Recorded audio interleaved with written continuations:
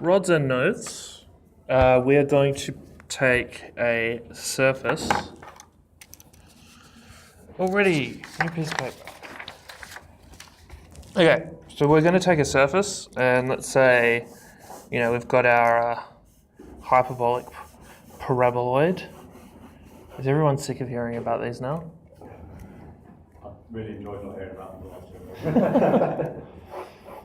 When you see them on the street. Where have you seen them on the street?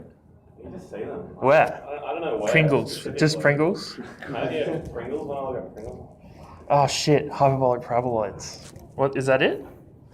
I can't think of any other... I don't know. You see kind of like... Sailcloths. Yeah, the sailcloths they put over pools or playgrounds? Yeah. Those are hyperbolic paraboloids. Yeah. You just see things, I don't know where. But... We've begun to turn you into a... Opera house. Huh? Opera house. The Opera House? Definitely not. No. You know how like cartoonists sort of see things as just like simple shapes? I'm going to draw a really bad Homer Simpson. Like circle and a cylinder and a circle and another circle and another circle. You're starting to see him? Yeah. Okay. Either way, what we're going to do is we will effectively begin putting nodes on our surface, and we are going to this is probably the most realistic of all the different construction methods based in reality. In reality, we are going to put beams, rods or beams, in between those nodes, and effectively begin to create a framed structure. Okay, so the reason why I'm saying this is the most realistic that we've done is that most buildings aren't 3D printed, and most buildings aren't laser cut like solid pieces of timber.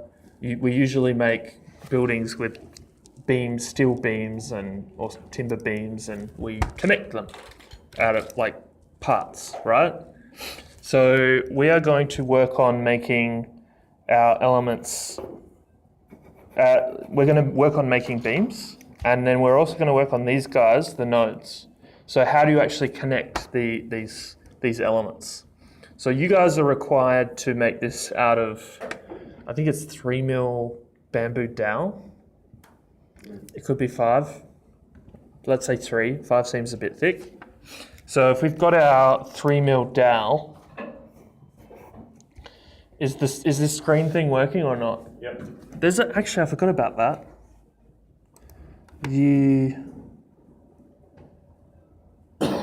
There was like a...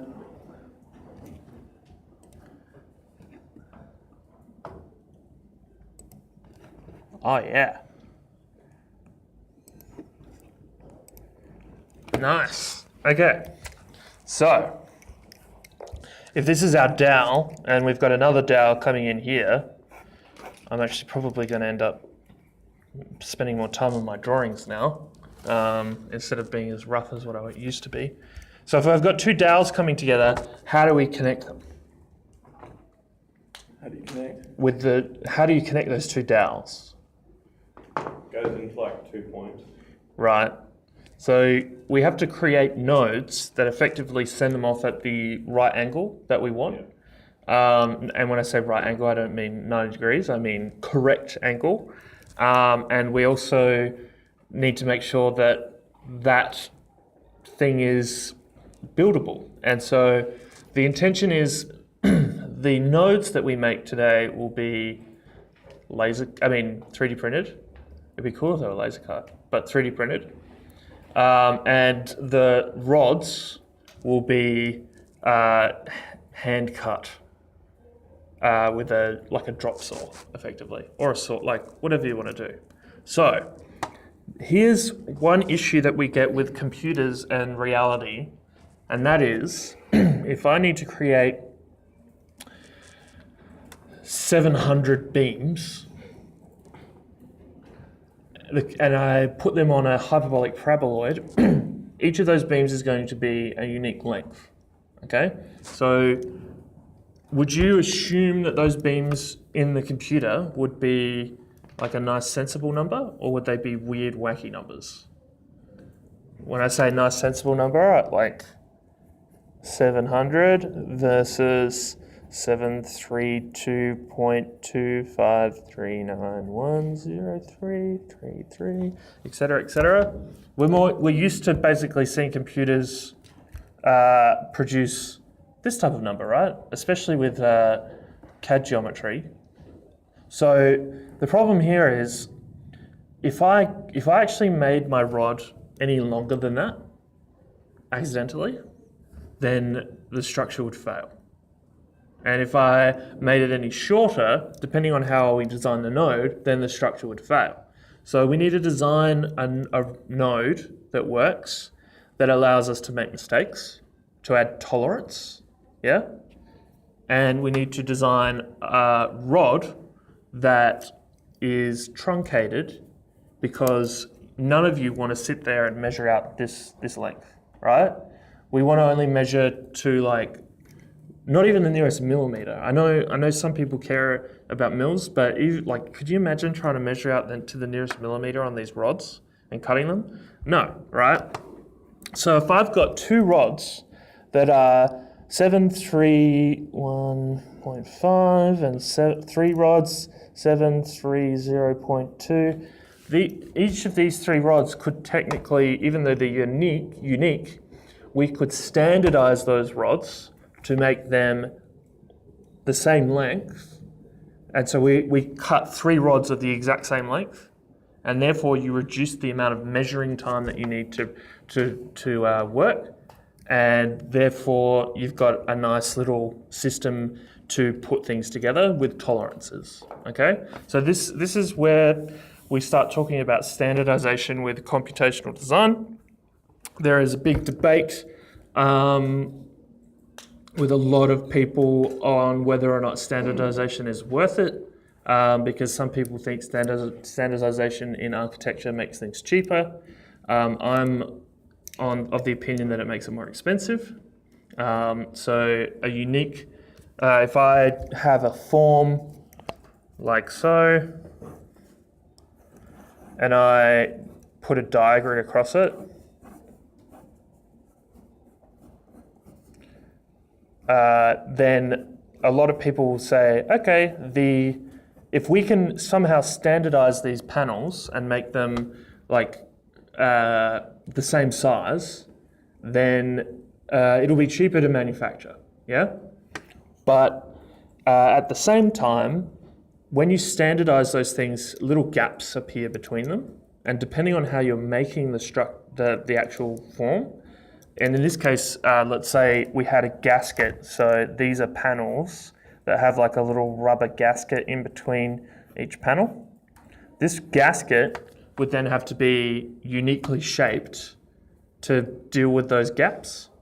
And therefore the gasket would have to be custom and the panels would be standardized. So if you standardize one thing, you then have to make something else unique. And there's always like a push and pull with that. And I think there's a lot of time wasted trying to standardize things when nowadays technology is moving to the point where manufacturers can make a custom-made panel, then another custom-made panel, and then another one, all at the same cost. Instead of, at the same cost as standardized. Either way, we want to save you time, so we're going to standardize. Cool? So, our nodes are probably going to end up looking like this.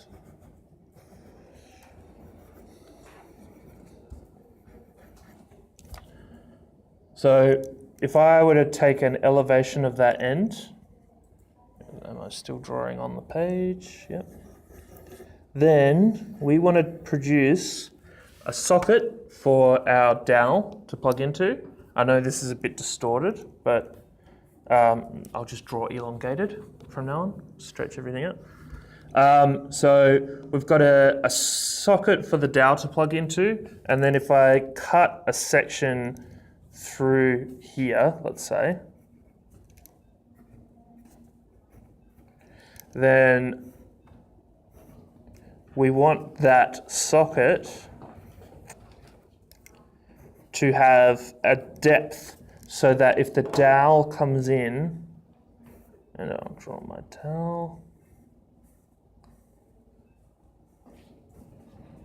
When the dowel comes in, and let's say it's going to be shorter, so whenever we standardize, we truncate the ends off. So this guy here is going to be 2 mil shorter than what it was, and this one will be 0.2 mil shorter.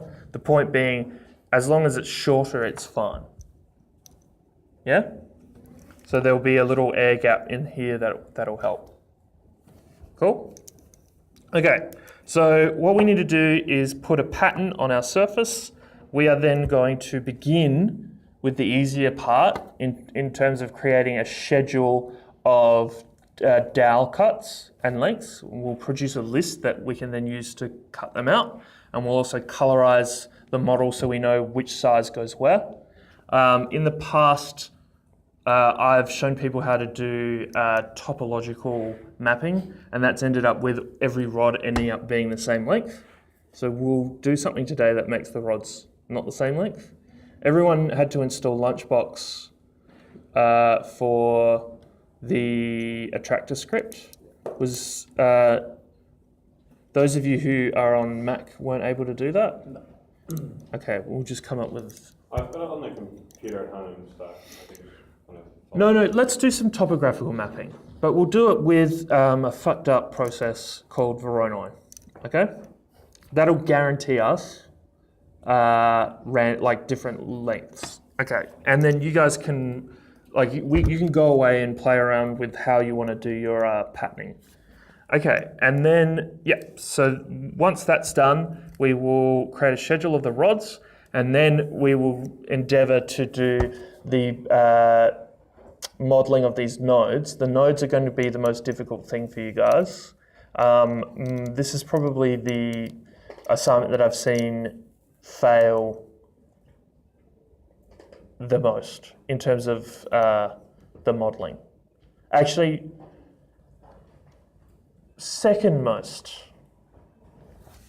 But I think this one, it's likely to not work. Okay? And that is because when we 3D print these nodes, what will happen is there'll be a raft that gets built onto the build platform, right? And then everything here needs some form of support to be 3D printed. So the 3D printer will most likely infill all of that to allow it to be printed. And so you then need to basically go at it with a 3 mil drill bit to clean it out. So I've seen this not work. It's difficult. Cool? I'm just warning you. So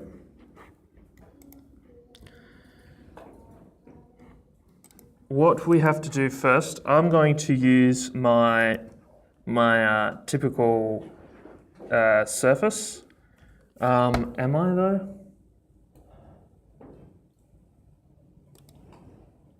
I'm just going to quickly draw a hyperbolic paraboloid and trim it, okay? So just bear with me.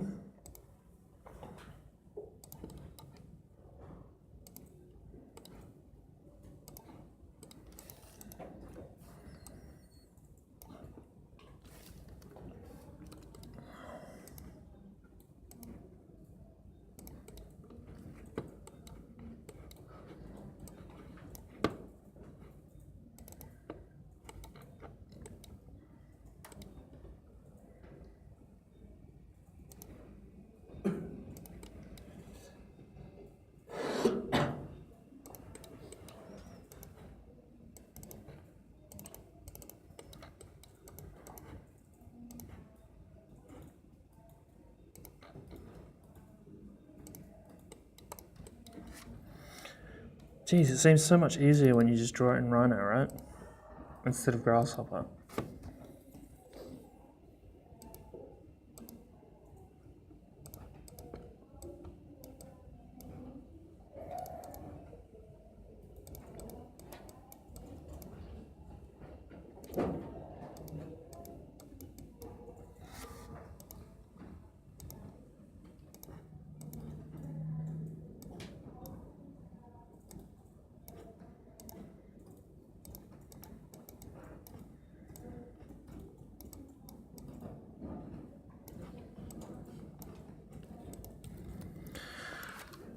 So let's use our surface from before, from the previous assignment, especially the one that's trimmed.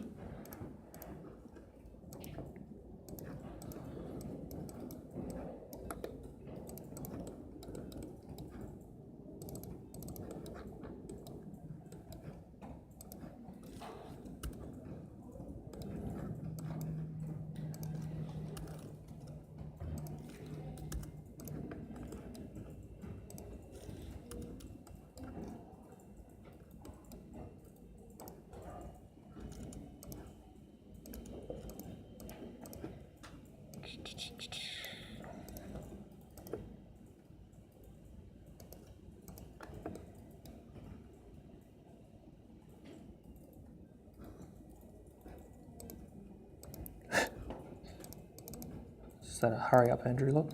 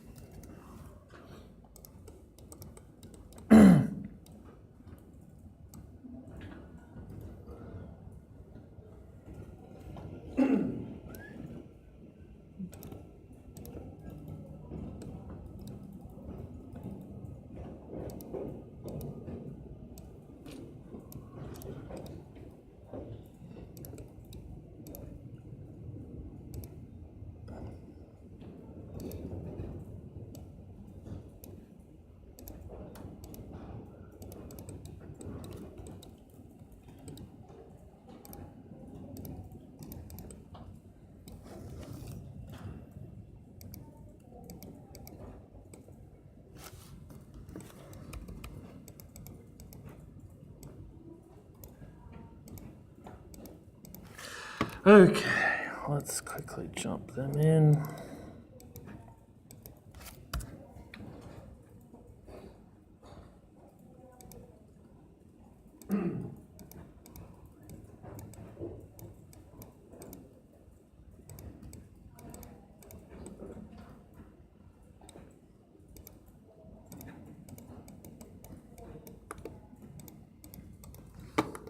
So what we're going to do is map our, we're going to work on a process in 2D and map that to 3D.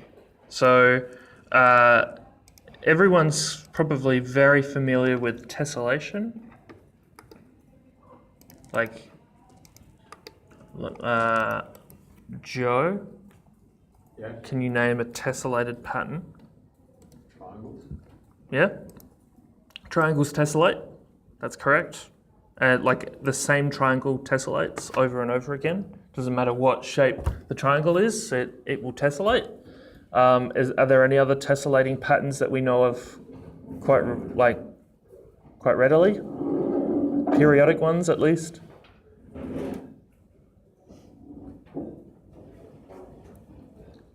Squares, or rectangles.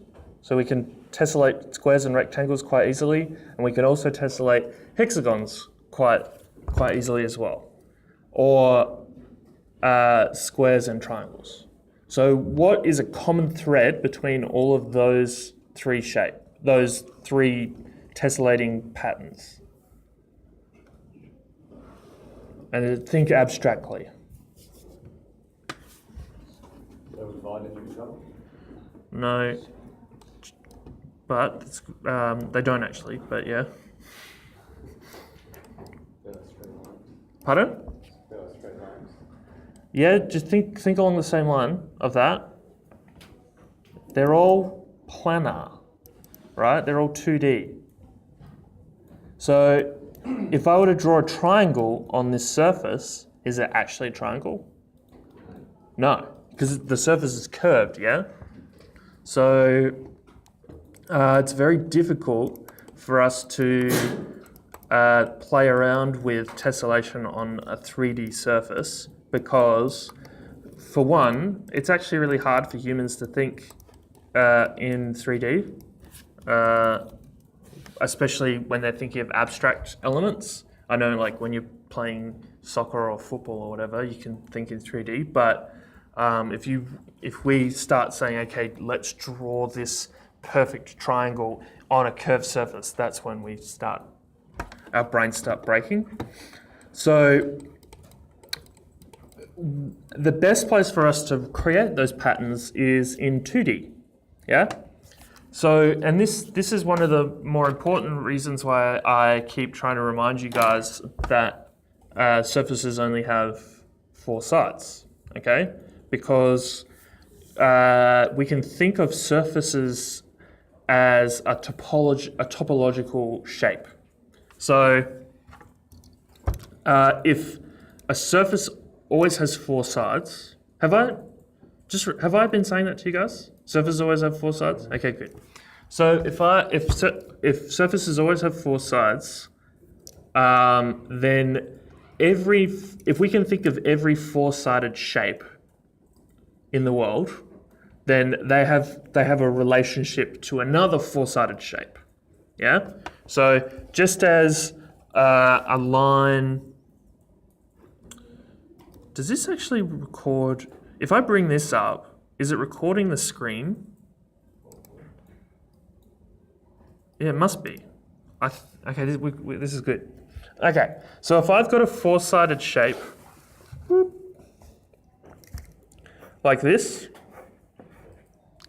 and I've got another 4-sided shape, like this, then I can think of this is 0, this is 1, and this is 1. So that's 1, 1, 0, 0. Does that make sense? Just shorthanding it? Yep. Okay, so if I pick a point 50% along,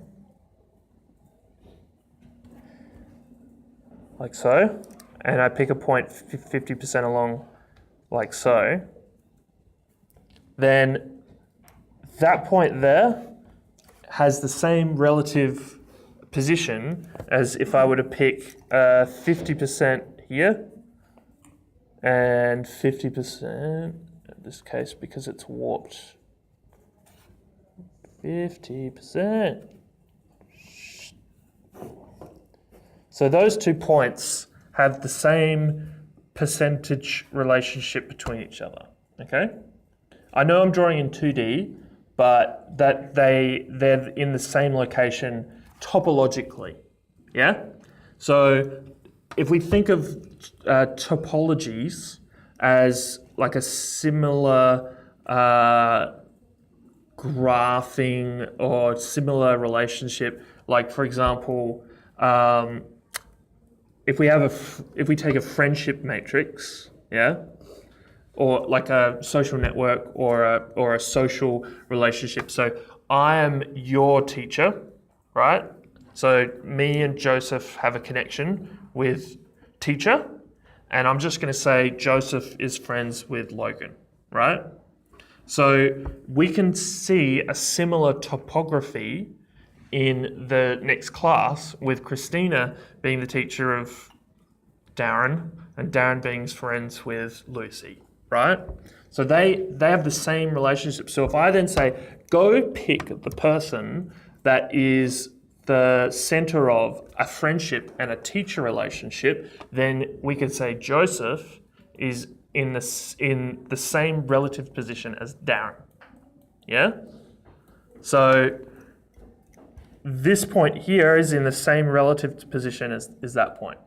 Now, I know for social networking, that means we know who to sell the tutorial, like Udemy course to, and we also know who to sell the the whiteboard markers too, right? Because we can see, okay, and we can see, okay, Andrew's the teacher in this relationship, and Joseph is a student, yeah?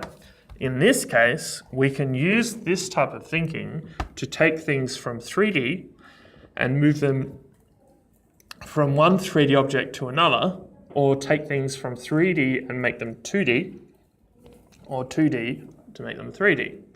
So can anyone think of a thing that we use every day, practically every day? I would hope you guys almost, well, you might not. You rely on this, you probably take it for granted. Can you think of something that takes a 3D environment and makes it two-dimensional? Computer.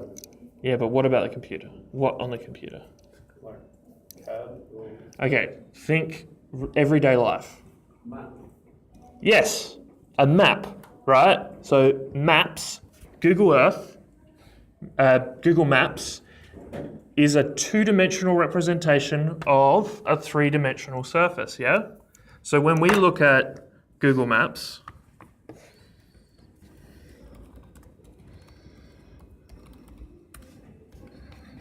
okay, thank you, Auto.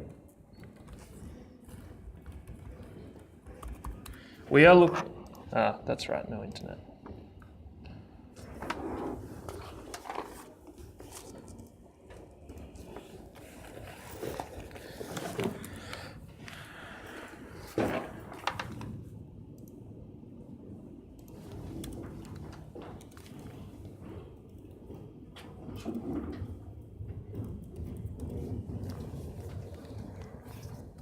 Is everyone familiar with 6 maps? Okay, good.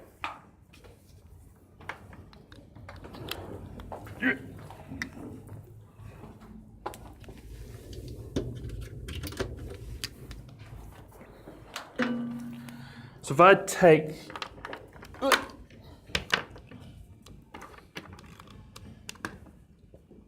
my web browser and I zoom out,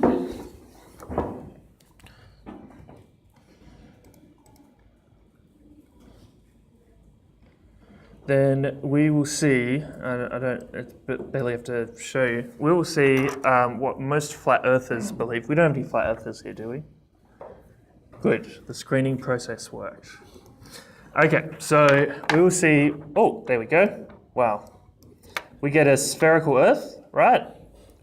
And we can see here on the southern pole in Antarctica, there is Antarctica. Antarctica isn't a, come on. Geez, they changed it. Now I can't do my special.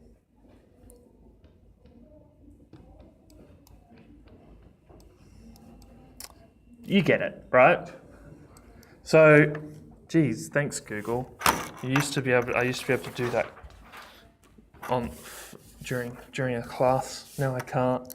So what they've done,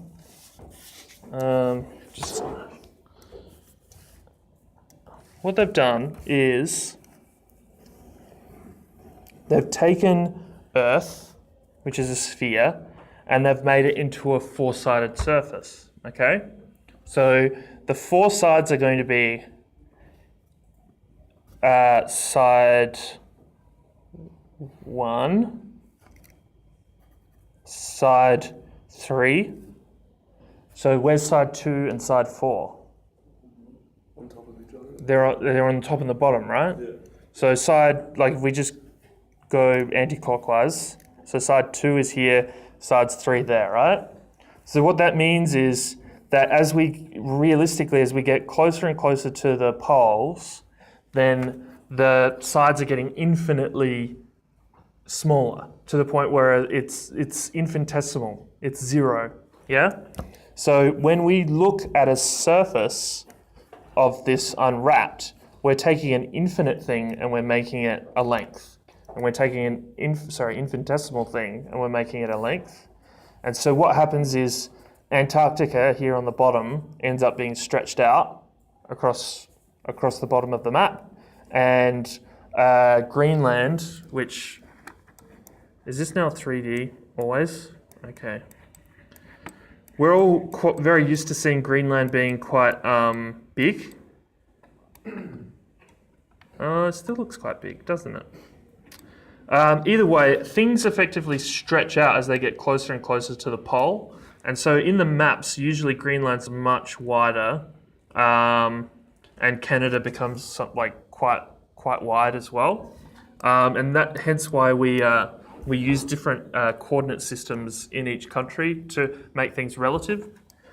Either way, what we need to do is start using this technique, because if I draw a diagrid pattern across a 2D surface, let's say, then I can use the coordinates, the same mapping system that gets something from 3D to 2D, to then begin to map in 3D that diagrid system over that 3D object. Okay?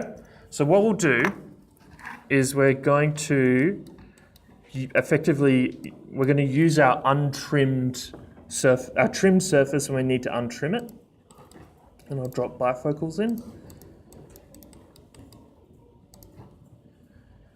Getting back in the swing, you lost over the last 2 weeks, or do you reckon you've kept it up?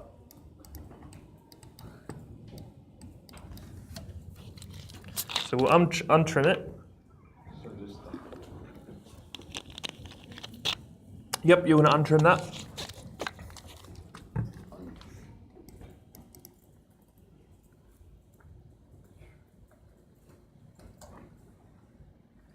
It's already been almost an hour. Okay, we're good. And what we want... Your untrimmed surface in here? Or Pardon? can we just work out of our untrimmed surface? So for example, that's... Yeah, I guess the important thing is we do actually want to use... We want to use the trimmed surface to control the result at the end, because we want to trim it. So I'm just working as if we're going to start from a trimmed surface. Cool? Yep. So we're going to untrim our surface, and then we are going to measure the ends of our surface. And the quick and easy way of doing that is we can get an approximate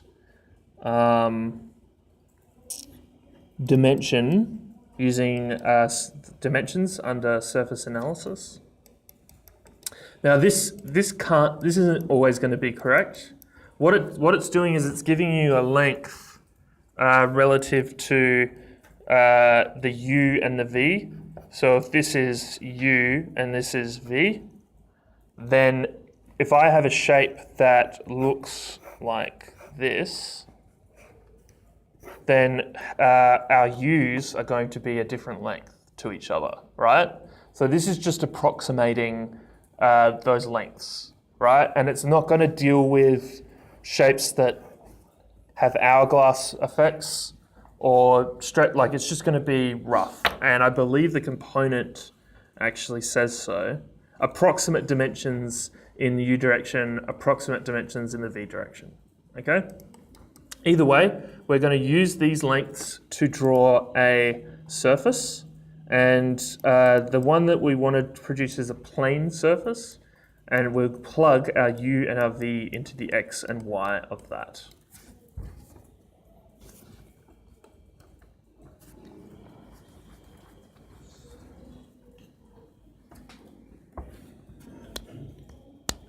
So that's not unrolled. No, definitely not. It's the point here is we don't necessarily care so much about this being unrolled or not. Yeah. We just care about it being a 2D shape that is a surface that represents our 3D one, right? And so if I quickly chuck a evaluate surface on this, you don't have to do this, by the way. We will eventually. And I reparameterize that. And at the same time, I reparameterize and pick a point on my untrimmed surface. And I plug in my MD slider. I don't think you guys have used this yet. but it's just a slider that allows you to go in multiple, like two directions instead of one. But you can see my surface, the 0, 0 point of my surface is over here, and on this one it's here. And as I move this around, those points effectively work to the extremes, right? So just, we're treating our little tube as if it's Earth, right? And we're treating that rectangle as if it's Google Maps. And if we draw something on Google Maps, then it will map to Earth. And if we map something on Earth, it'll go to Google Maps. Cool. Did you say we could use our untrimmed surface? Or? You can do whatever you want, man. Doesn't matter? Yeah. Cool. Okay, so to avoid, to effectively create an environment where we do need to truncate these edges, right? We're going to create a geometry that is practically guaranteed to give us lengths of different, edges of different lengths. Okay, so if I could actually take this plane surface and generate using Lunchbox or whatever you want, like a digrid structure, like so. But what we're going to do is generate some random points. You guys are going to hate me. We're going to generate some random points. So we'll use populate geometry, which is under vector.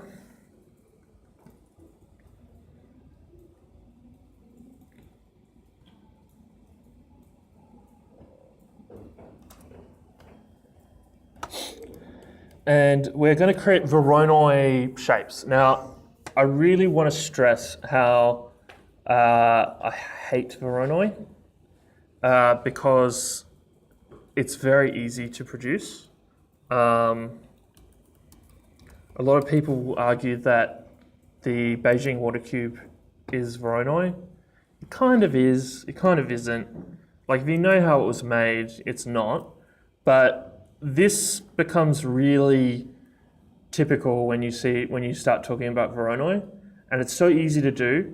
And a lot of people find it looks complicated, yeah. But the fact that it takes like 2 or 3 components in Grasshopper means to me it's super easy. Okay, so I know you're not going to see me again after this, but I tell my other students, if you give me Voronoi, you're just basically telling me that you're lazy. Like you're trying to create complexity without actually doing much work. So we're going to create Voronoi cells with this.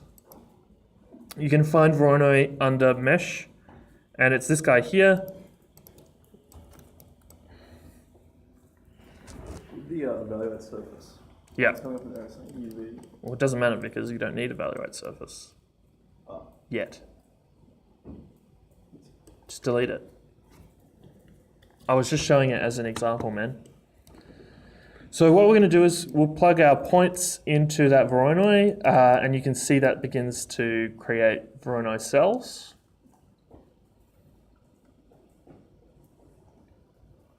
Oh shit, how are we going to solve this problem? Okay, we'll get that. We're going to plug our plane surface into the R value. Does that do anything? No, okay. R needs to be, oh no, that's the radius. We want to plug our plane into the B value. There we go.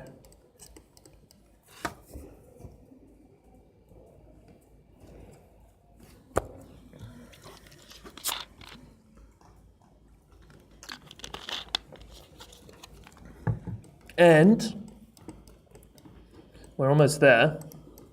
Voronoi lines, Voronoi actually produces cells. So these are all closed polylines, right? But we don't want to create a closed polyline. We just want a single line that shows our structure effectively, right? So we need to get rid of the duplicates. So there are 2 lines there. We don't want there to be 2, we just want there to be 1. Okay? So we are going to create a nice little complicated process that gets rid of those.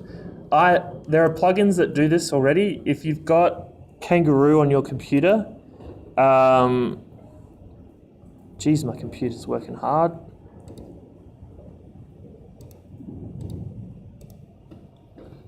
There is a function called remove duplicate lines.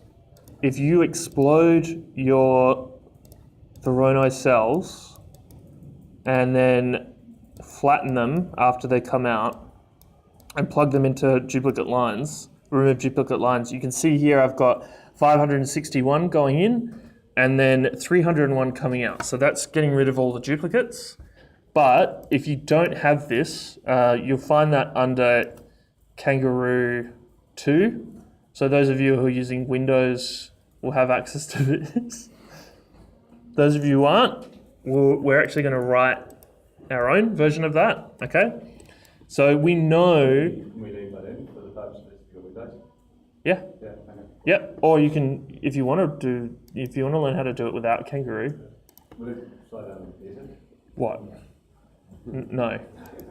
If we do it without Kangaroo, we'll use, once we've exploded these curves, if we go and grab the midpoint of each curve, and this will only work if we are guaranteed that these lines are like in the same location. We know that. If they're like a little bit off, then this isn't going to work. I mean, if we want it to be able to detect lines that are a little bit off, then this process won't work. We're going to get the midpoint of each line. Right, so what that's going to do is just give us a list of points. So we know that the midpoint of the two duplicate lines are going to be on top of each other, right? They're going to be right at the same point. So we can then use this function cull duplicates, which culls duplicate lines. And we just want to set the distance value for that to detect to 0, so it only gets rid of lines that are practically on top of each other. And instead of averaging, we want to right-click this and set it to leave 1.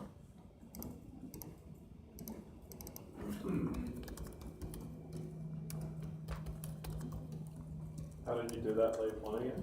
Sorry.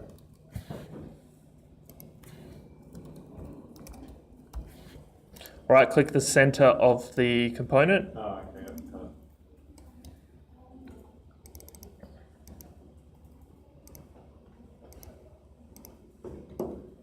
Cool. So what that's going to do is give us an indices as a list of the lines that we've kept, and then we can then use that to pick with a list item the exploded lines. So that should clean out all the duplicates. Okay, we good? So, instead of one component, you got to draw up like 4. Sorry, Mac users.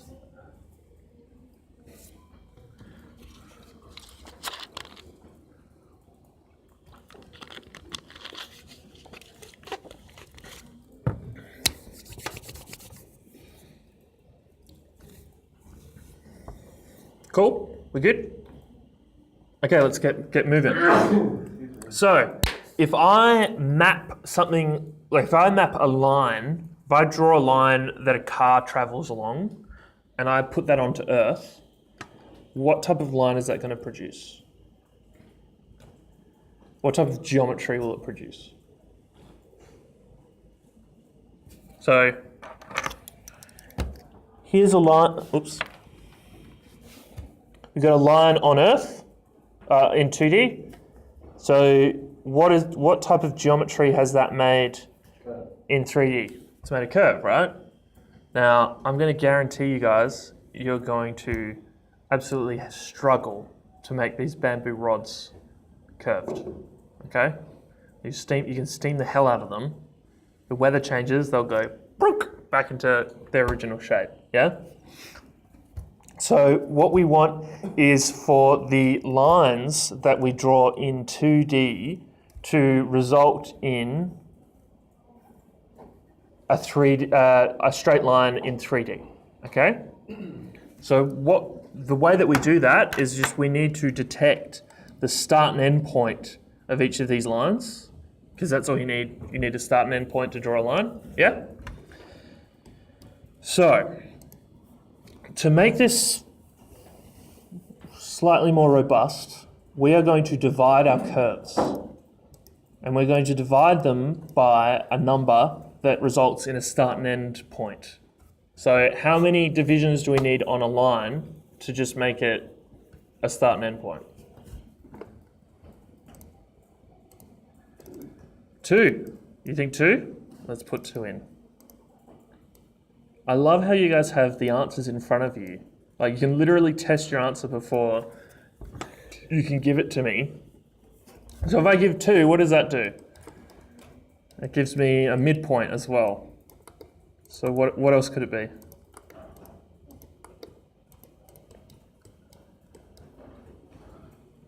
Yes, correct. Thanks. Okay, so 1. That gives us 1 division, which means a start and end point for each line. Now this works, right? Because if we ever want to create geometry that does curve, like if we want there to be a midpoint like so, so that, if things get super long, that we actually get some curvature in it, then we can change that number to make it higher. But let's just use 1 for now, okay? So we've got start and end point. We need to work out where that start and end point exists on our surface, yeah? So if this is our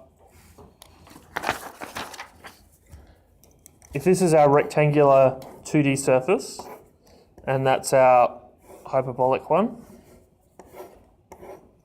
then I've got a line here with a start and end point.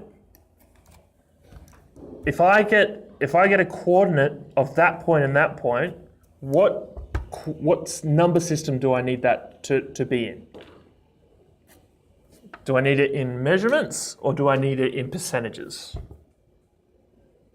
So think of it like this, Horty. I want to draw that line. Where are we? It's going to actually end up going sort of like this on the other side of that hyperbolic paraboloid, right? Up here, man. Right? So what number system should I be using? Pardon? X and Y. So we're thinking U and V. Right? So if I pick this point here, how would you describe that point? You have no idea what that length is, right? And you have no idea what that length is. So what could you describe that point as as a coordinate?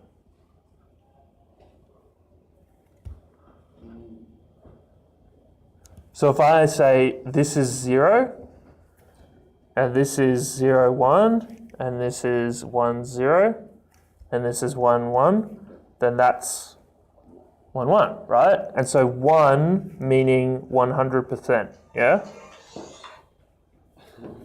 Okay, so if we think about this as percentages, it doesn't matter how big this is or how big that is. As long as we get that as 40%, 0.4, and it looks about 0.5, and that's about 0.55 and 0.7, then that maps to that 3D object, yeah? So if we find where these points sit on our flat surface, and the component that will do that is surface closest point. So if we plug our points into surface closest point and our 2D surface, and I'm going to put this into a surface component, and I'm going to rename it 2D surface just so that we don't lose track of it.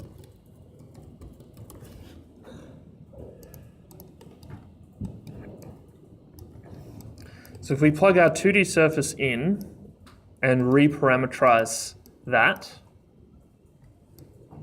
we're going to get points that exist in the UV coordinates as a percentage. Yeah?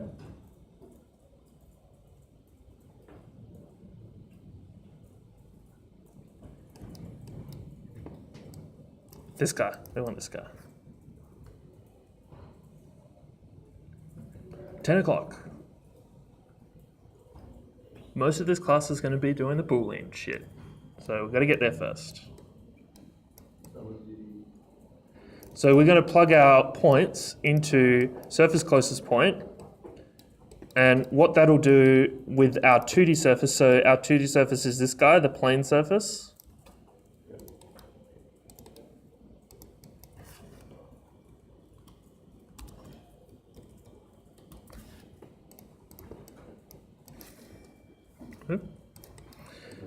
Pardon? It's a what? This one? Yeah. Okay, so we don't need to really worry about how long the list is. If we use evaluate now, evaluate surface, that's the one that I deleted earlier, Ashley. So if I plug my 3D surface, so I'm going to do the same thing with my untrim and call that 3D surface.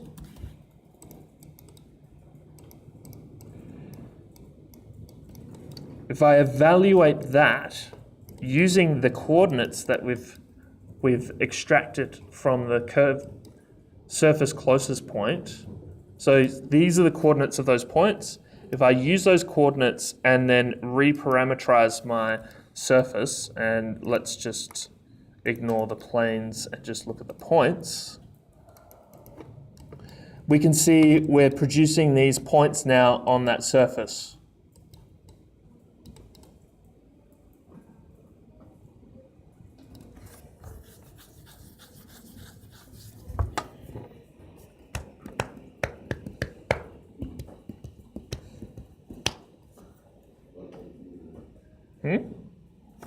So we want evaluate surface, and that's just going to have the UV coordinates plugged into that, and that'll produce the points. And just if we hide all of that and plug our points now into a polyline, we will begin to get our truncated, or not truncated, yeah, our geometry is now truncated with these straight lines. Okay, so when I trim the surface, I don't think it's actually made a surface. Pardon?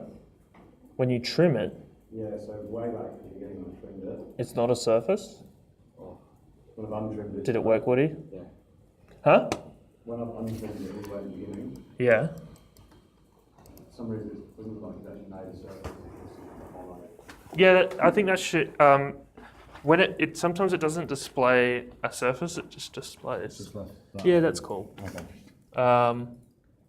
There's still a surface there. The key thing here is you've plugged in your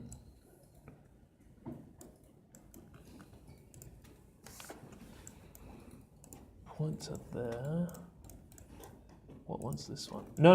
You got to use your 2D surface, mate. Oh, okay. For the first one, you're going to map that to the 2D surface. Check that out. There you go. Cool. Cheers.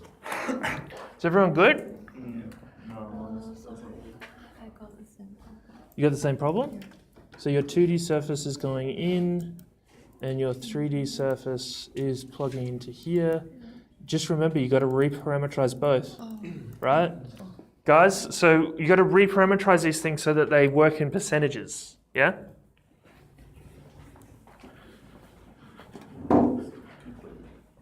I'll get around to you, man. No, not you. I was talking to someone else. Yeah, so it looks like it's working. If I just preview the lines that you've made, okay, that didn't work.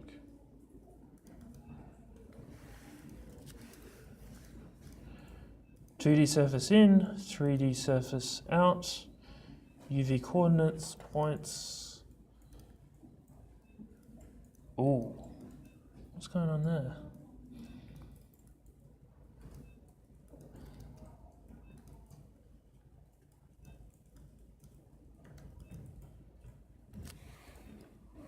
Ah, dude, you got to explode it.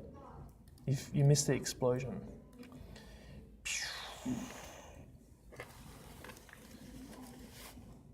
Oh, did you? No, yeah, you just got to do this. Done. Now, why do these look all fucked up?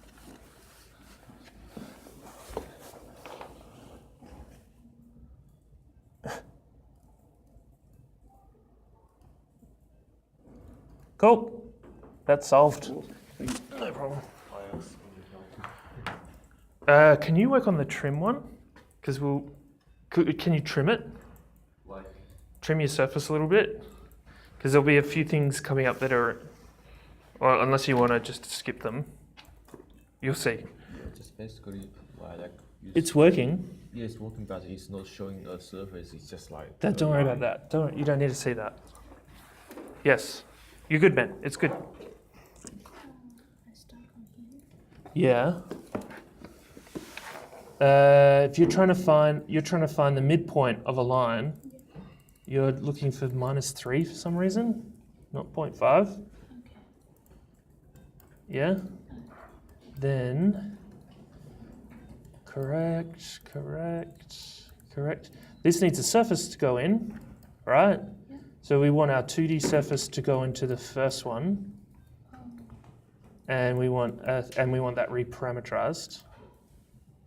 What's with all the Mac users? Everyone's using Mac. It's almost like there's a bandwagon that everyone's on. This Mac bandwagon. Don't get it, man. We want to reparameterize this one. And what that's done is it's mapped those points onto the 3D surface, and we then want to polyline those. So if we select everything,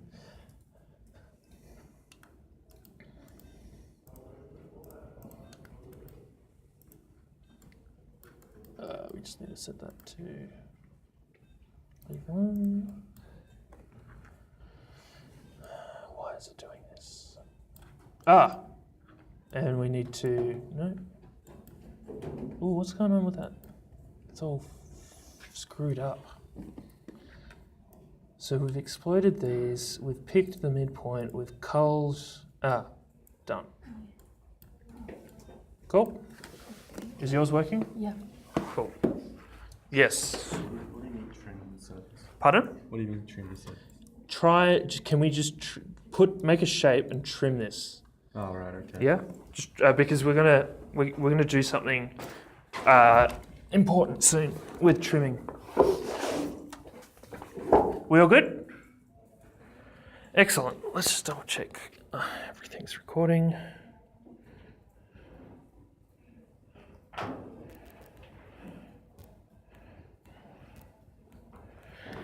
Okay. So we've got a few issues.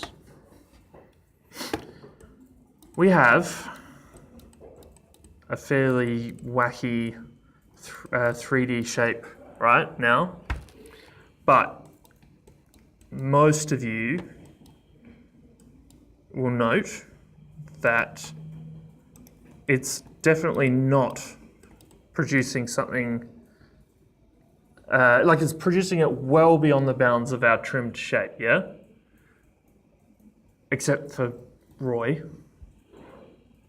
Until he trims his, yeah? So what we need to do is we need to get our Voronoi curves to only be bound to our shape. We can do this in 3D, but fuck that, right? That's just going to absolutely break our brains, yeah? Because it's just too much, like it's just a lot of effort, yeah? Or we could just do a really simple function in 2D, yeah? But we need this shape to exist in 2D for us to do that work, yeah? So we've made a process that moves things from 2D to 3D. Therefore, that same process should work getting things from 3D to 2D, yeah? So, if I grab my trimmed surface, not untrimmed, trimmed, and I extract the B-rep edges of that. And we want the naked curves, B-rep edges,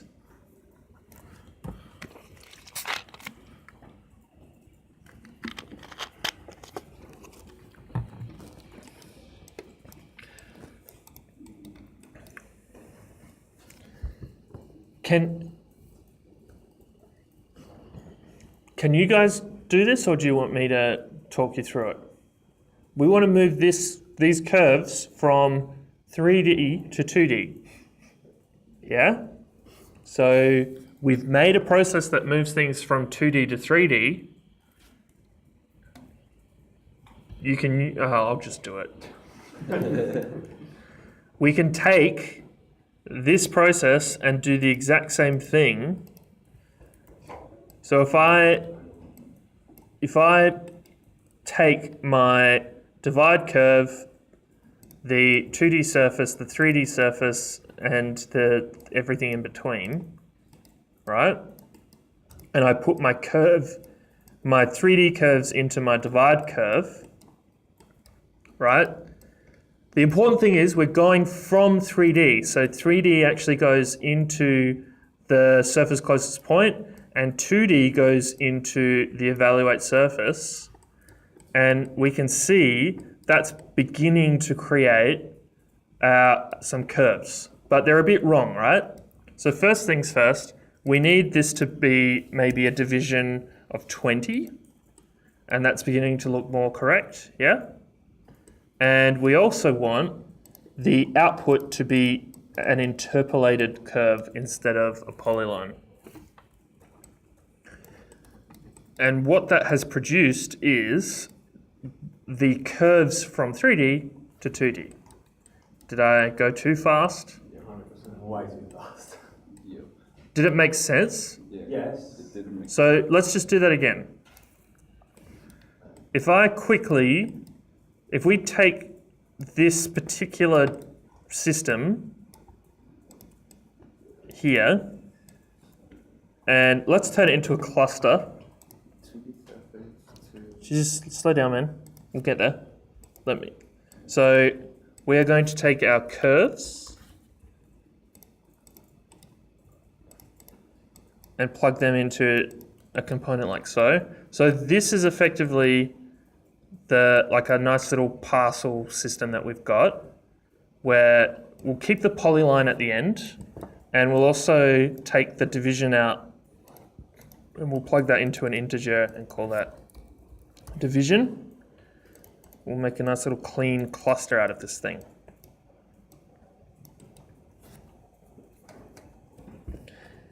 So if I plug this into a cluster right now,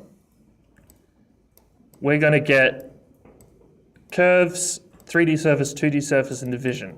But this process doesn't always need to go from 2D to 3D.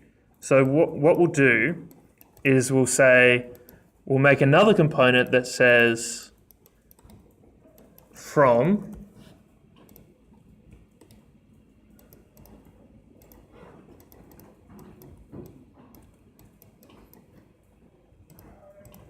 and then 2.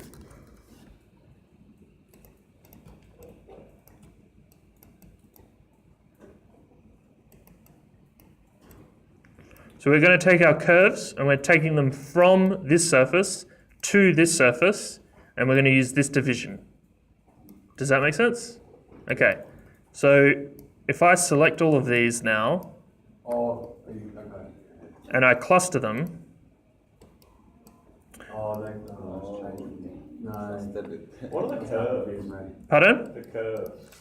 Can you get rid of the from and to? Because that just threw me. I thought I was following someone. In this scenario, we're taking something from a 2D surface and mapping it to the 3D surface. Yeah?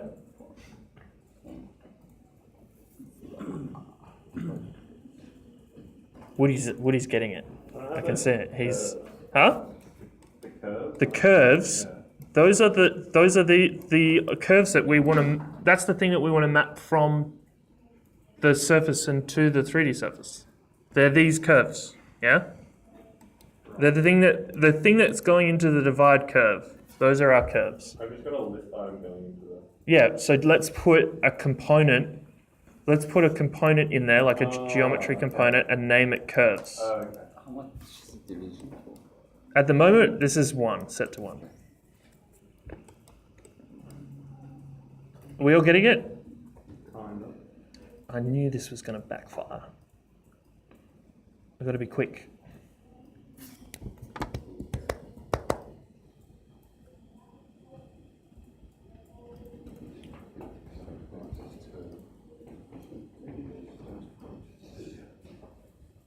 Curves coming out in the original list item.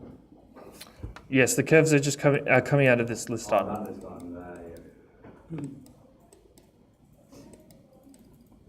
Cool. When you're ready, select everything but the polyline up to these. We don't want to select 2D surface or 3D surface, and we don't want to select this number, and then cluster it. But I'm not going to cluster it. I'm going to leave it open for you guys until everyone's good to go. You good to go?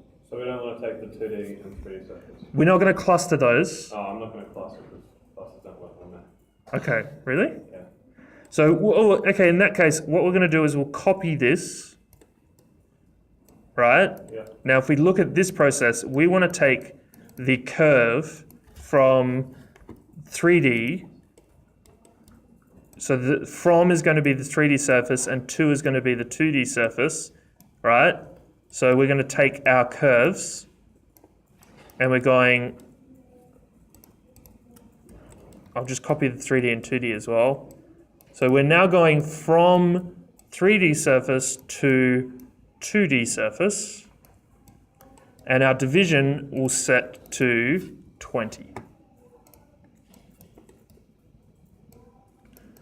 Now the output of this, we don't want to polyline it. Instead, we want to interpolate the point output. And that's now drawing a 2D representation of our 3D edge.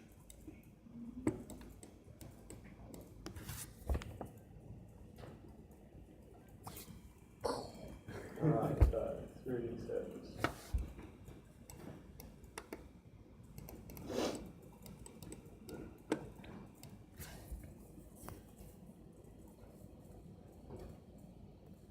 So really, all we have to do is draw stuff in this zone. Yeah? Everything else can just we can get rid of it. Do you want me to max up this? I don't want you to just copy what I'm doing. How do you uncluster? Just go and close? Yeah, go into the, you mean get out of a cluster? Yeah, because I've clustered two few things. Just undo it. Oh no, but I've done stuff since then. Then copy everything in the cluster and paste it outside the cluster.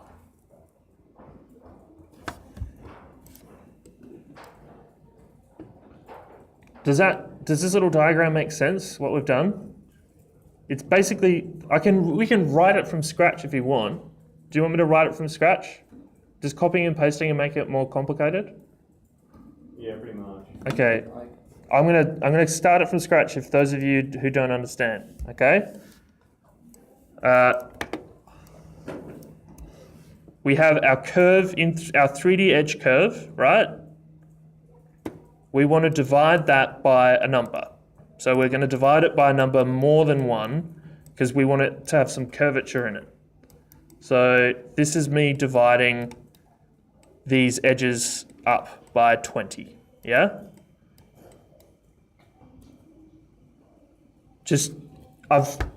Everyone seems to not like the copy-paste method, so we're going to write it again, okay?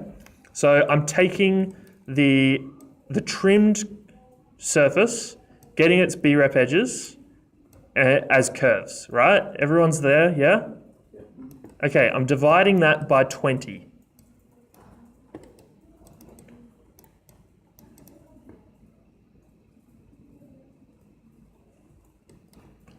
We are going to find where those points are on the 3D surface. Do you know how we did this with the Voronoi edges? But we did that on what surface? Right. So in this case, we want to do it on the 3D surface. Yeah. So the points exist on our 3D surface at a position, and we want that reparameterized because we want to think in percentages. Huh? You think you're there? Good. Okay. Now we've got to get everyone else there. Now we want to evaluate our 2D surface. So we're going to get an evaluate surface. We're going to plug our 2D surface into the evaluate. That's going to be reparameterized, and we want to use the UV coordinates of our points on the 3D surface in the UV surfaces evaluate. And I'm going to hide that because it shows a messy amount of planes. What that'll do is give us points. And with those points, we want to interpolate.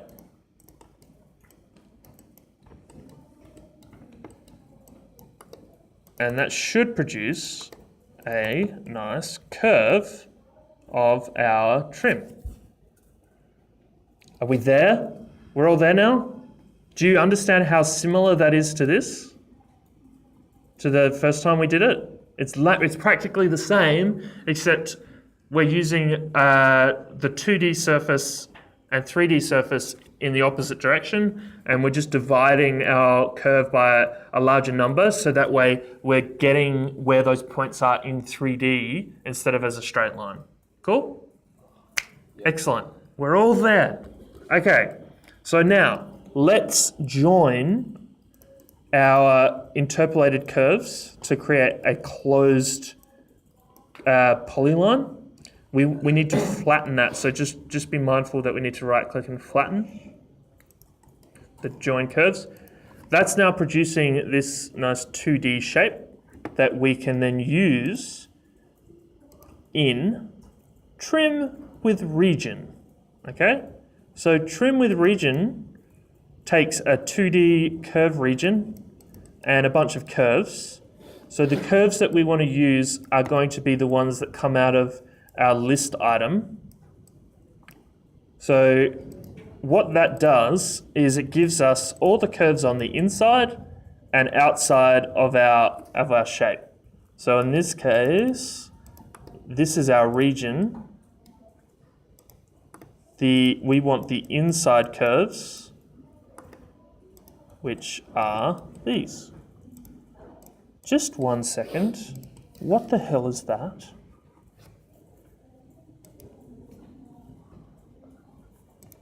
Is everyone else getting that? Okay, and we just want to put an XY plane in there as well. So we join our curves to create a closed shape. We can use that shape to trim. So we use trim, yeah? Just the last bit, like interpolate, I can't really. You want interpolate? Yeah, like a bit before that, but evaluate it. Yeah. Don't forget to reparameterize your surfaces. You've got trim with region? Yeah. Just with the evaluate surface, you plugged in the 2D surface. Yeah, no. Yeah, so the surface closest point needs to be 3D, and the evaluate surface needs to be 2D. Yeah? Are those weird lines that... I got. Yeah. Plug an XY plane into the P. That should fix it. Beautiful. Okay, so this is actually hopefully giving you guys the magic bullet, okay? Because, careful. What are you looking for, man? Oh, just for the components. Which component? This one? Yeah. Interpolate. So this is a magic bullet. Most people keep things in 3D and just do functions to them in 3D.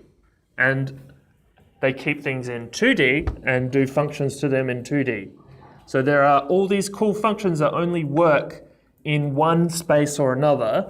And what we can do is effectively move things from 3D to 2D, 2D to 3D without needing any much effort. And then we can run our functions on them. Cool? Okay, this is actually, I've seen so many professional computational designers not know how to do this. So this is good. Okay, so we are going to flatten our curve output from the trim region, and we are going to plug that back into the curves. Am I already going too fast? No, mine's just weird though. Huh? Mine's not doing what yours is doing. Okay, hang on. What's this list again? This side.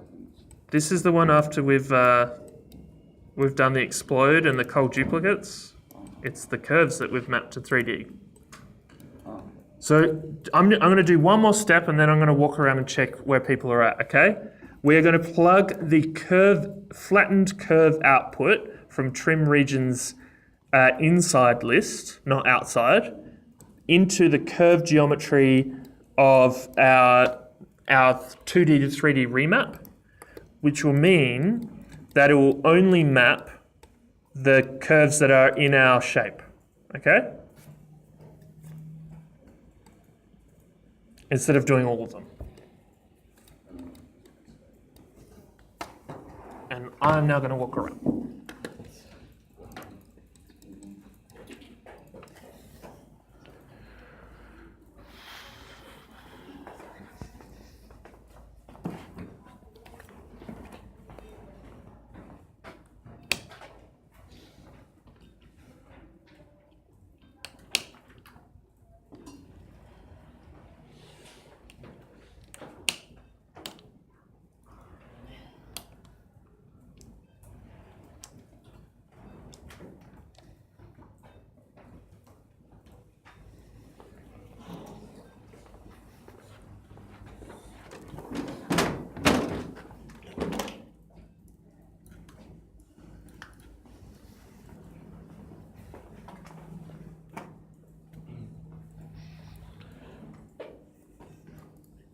Yeah, it looks like it's trimming.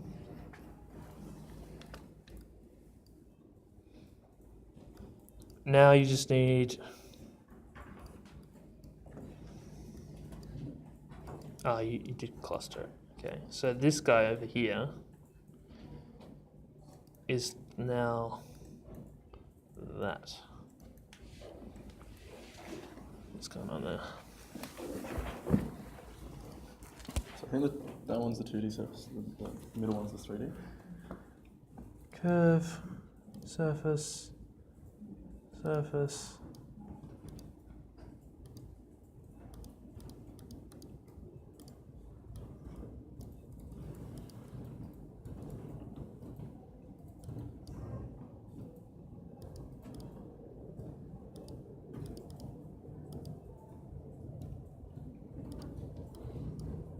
That's working. Do you see how that's working? Yeah. Cool. Whoa. Yeah, man.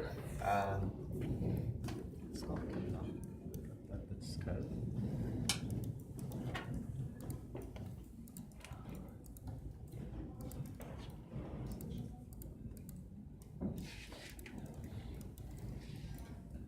So this guy here, can we see that?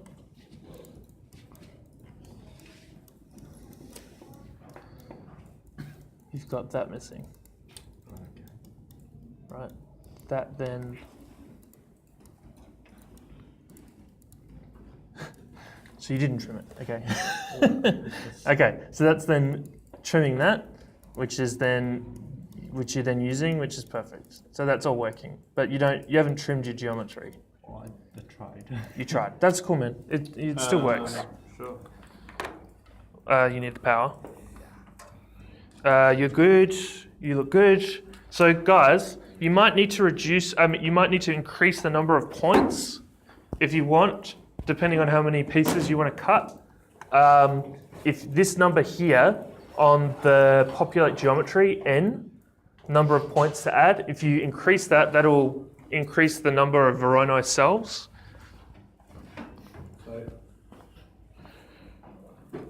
Hang on. Do you want me to help, or do you want me to come? This is good. This is good. This needs to be flat, not reparametrized. That is working. That is working. That is working. That's it. That's all you needed to do. Flatten it instead of reparameterize. Cool, man. Always. How about you guys? Do you want me to come back in a sec?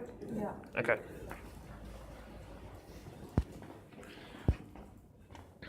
You good? No? Do you want help or not? Yep. So your problem here is this isn't recognizing any shapes. These guys here need to be reparameterized, or otherwise it won't work. Can we just make sure that we're reparameterizing our surfaces when we run those processes? You'll probably also need to reparameterize that one. This one here. Oh no, it is. Cool. Okay, so that should be. May I? Jeez, I don't.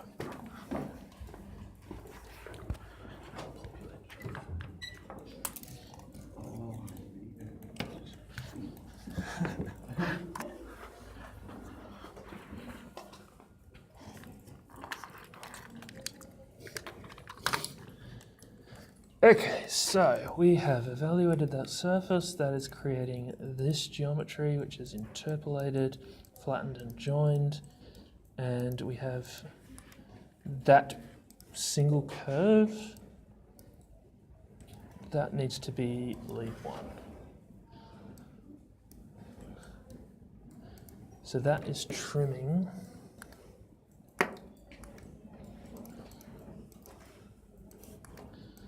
That geometry. Now these are exploded. Your evaluation needs to be at 0.5, not 2. There we go. So that's then giving you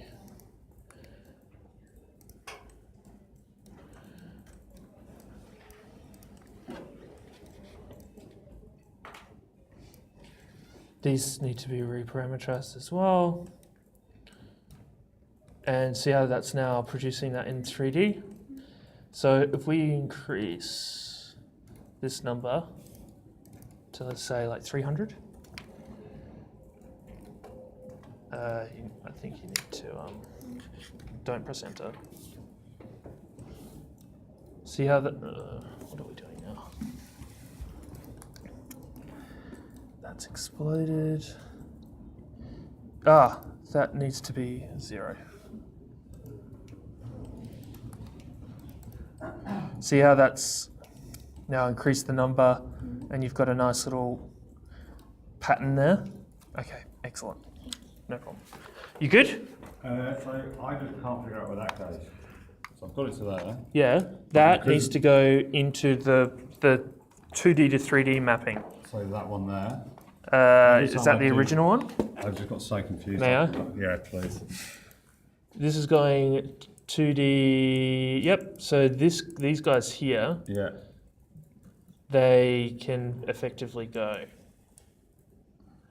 like so. Oh, okay, every time I was going into there and it kept getting like a second. Yeah, yeah. So that then produces that. Beautiful. Cool. All right, thank you. You good? Excellent. You good? Revolve around a bit. Yeah, it looks good to me. Ashley, you good? How about you two in the corner? You good? Excellent. Okay, let's actually start the tutorial now. Huh? This is just getting us to the point where we have rods now. I've said that almost every class there is an overcomplicated step to just do the simple thing. Like everything that we're doing, there's some super annoying complicated thing purely to get to the point where we can just do finger joints, right? We're going to do all this fucked up geometry just to do finger joints. We're going to do all this fucked up 3D mapping just to do truncation. Yeah? We're good. It's okay. We're just doing hard things first, then easy things. In this case, it'll be hard, easy, hard. Okay, let's get through this because it's 10:35. So we're going to be working with these polylines, and I'm just going to increase my list to, where's my mouse? I'm going to just pump this up to 300, just to give me a few more. And I'm upside down. There we go. Cool. Okay, so we need to measure the lengths of our rods. Now, we need to make rods. So each of these rods needs, like if I actually thicken these up, we don't want them to go all the way to the node, okay? We want the node effectively needs to have some dimension to it, right? So if this is our rod center line going to the center of the node, we need this to reduce by a certain distance, yeah? So let's just assume that we'll make our socket at least 5 mil, right? And we'll make a little ball joint as well, and we'll make that at least 5 mil as well. So to get, or no, not even.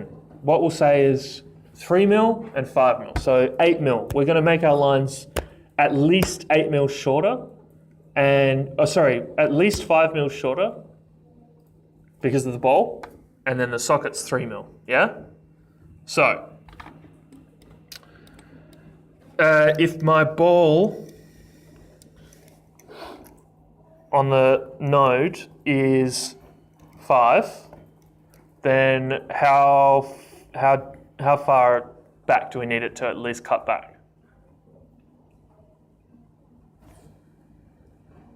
What's half of 5? Right. So we need to reduce at least by 2.5 mil. Yeah? So in here, I don't know if I've shown you guys this, but Believe it or not, purchased with 2.5 mil. We're reducing by 2.5. Is that how far the Dowels going to go into the... It's going to go in 3 mil. Oh, okay. So that extra 0.5's, just enough for you, right? So what we're going to do is we're going to use extend curve, which I know is counterintuitive to use extend curve to reduce a curve. But if we plug into the lengths of this a negative value,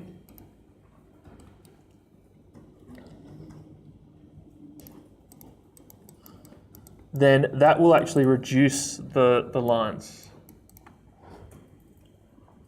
And a few of you might notice that this begins to break for you, which is okay. So we want to reduce by 2.5.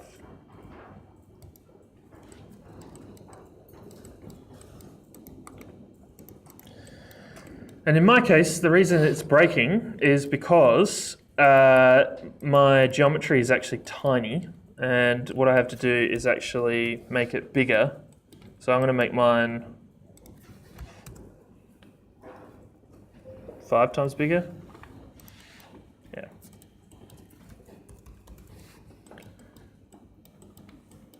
So this thing will break. It'll go red because some of the lines that it's producing won't be long enough. What's this? Huh? What's this one? Negative. Oh, negative. So if you've got a line that's 4 mil long, I know that, Shelda. Hi, Shelda. Hello. How you doing? Good. Are you still hanging around the university? No. Yes and no. I'd love to talk, but Yeah. we've got to get through this class. Yep, go. Cool. Okay, so if I've got a line that's 4 mil long and I reduce it 2.5 on one end and 2.5 on the other, am I going to end up with a line? It's just going to disappear, right? That's what this is telling us. But that's fine.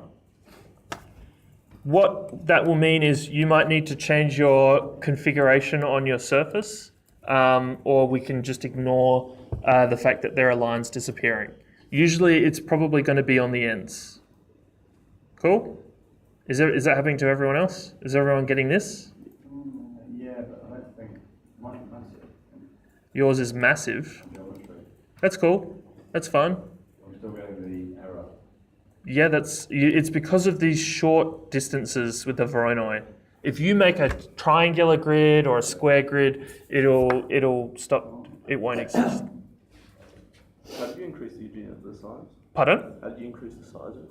Size of what? My geometry. Yeah. I went and grabbed the components in Rhino and I scaled them up. In your case, your model should be the right scale, right? Otherwise, you can come in here at this point, the point where you've got your trim geometry, and you can use the scale component, and you can just jack this thing up with the F value, the factor. So in this case, we can put in 10 or whatever.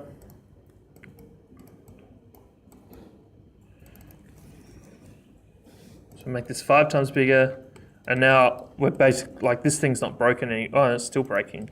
It should break. It will break. The fact that it's red, everyone's like, oh no, my component's red, but it's actually just giving you warnings effectively. Finish under. I finish at 12. I'll be here for an hour Yeah, I'll be around. between 12 and 1. Come meet me at 12 and then we'll go for a walk, okay? See ya. Okay.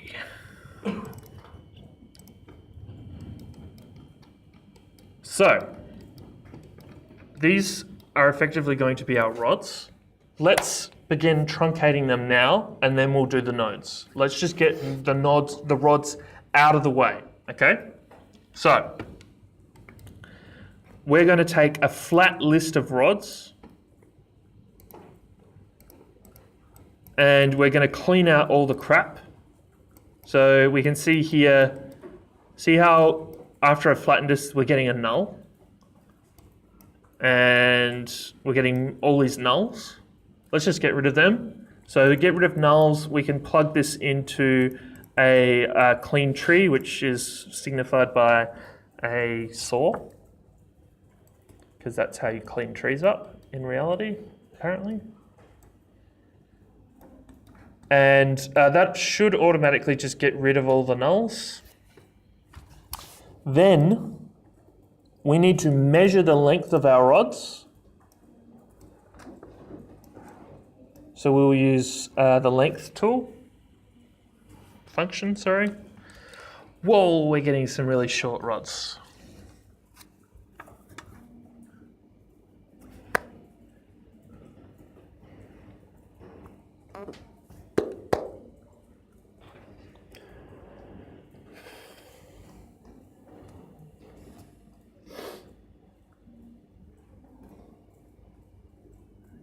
Okay, so is everyone getting this length? I don't even sure what it's like. Mine's like pretty long. Have you got the lengths? At least? You good? Yeah. You got them? One's like 19. Cool. Okay. So look, I can probably get rid of some of these just by plugging 200 in here instead of 300, right? I've got rid of some of my super short ones. Yeah. Okay. So what we need to do now is think.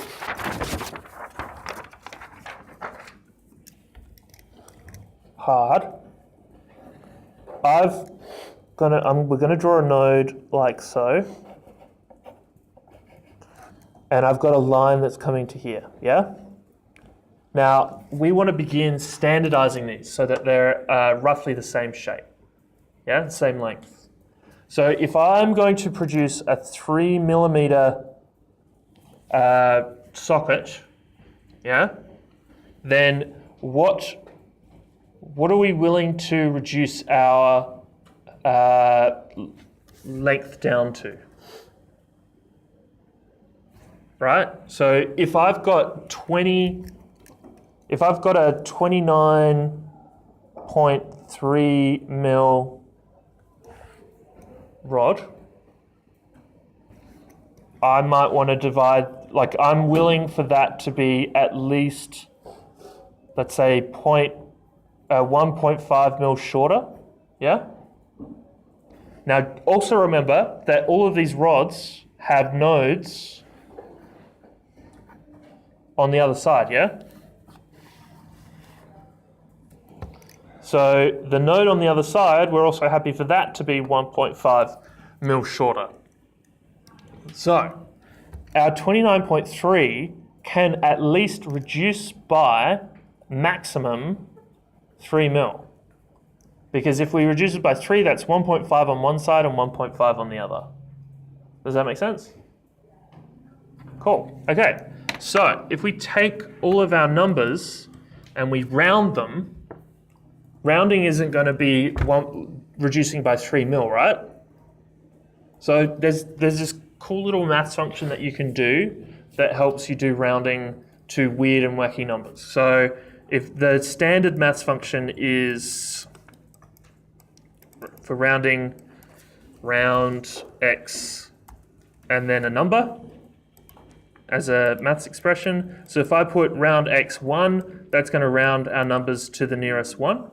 I mean to the 1 decimal point. If I put in 0, then that's going to give us integers because that's rounding to the 0 decimal points. Okay, this is useful for other functions, but we're not going to use that. What we need to do is use a system that does rounding. Okay, so maths functions always round to the nearest 1. Yeah. So we can't get it to round to the nearest 3 or the nearest 5. We can only get the maths function to round to the nearest 1. So if I want to round something to the nearest 3, the easiest way to do that is take our numbers, divide them by 3, then round them, then times them by 3. Okay? So what that means is if I take that system and I take the number 7, what's 7 divided by 3? I'll be 2.33 recurring, right?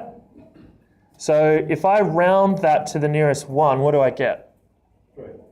No, 2, right? So then what's 2 times 3? 6. So 7 rounded to the nearest 3 is 6, yeah?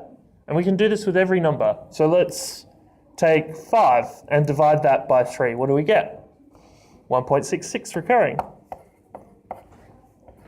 Yeah? Now how do we round that? If we round that, what do we get? 2, which gives us, right, which is 5 rounded to the nearest 3. Yeah? So if we divide by the number, round it, and then times it by that number, we can create a non-integer based rounding system. And this will work even for non-integers. So if I want to round by 1.5, right? So 1.5 is just half of 3, right? So therefore, 7 divided by 1.5 is just going to be 4.66. Yeah? Reoccurring. So 4.66 rounded is 5. Sorry, I didn't hear you. And then 5 times 1.5 is 7.5. Yep. Which is 7 rounded to the nearest 1.5. Yeah? So this works with even non-integers, okay? Does that make sense? Just doing a bit of maths? You guys should be used to doing a bit of maths, right? Us? Yeah. Can you get Excel tables? Oh, yeah. Yeah. So does that for you?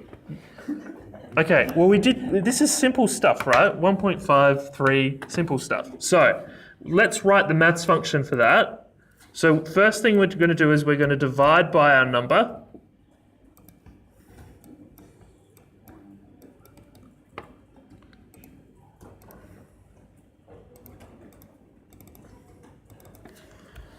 We can get there. It's almost 11. Fuck. Okay, we can do it. 3. We can do it. We can do it. So here is our lengths divided by 3. Now, rounding. We don't like rounding in this scenario, right? Because if we round, we get numbers that can get larger and numbers that can get smaller. And in our particular diagram here, what is the situation? We always want our lengths to reduce, right? We never want them to increase. So there are functions that exist that are different to rounding that work the same, except they guarantee the number goes down, okay? So 5.6, if you floor 5.6, floor is in like ceiling and floor. If you floor it, then 5.6 will become 5. And if you ceiling 5.6, 5.6 will become 6. And the same applies with lower numbers. 5.3 floored is 5. 5.3 ceilinged is 6, okay? So what we want to do is use floor x, and that will reduce all of these numbers to the lower integer.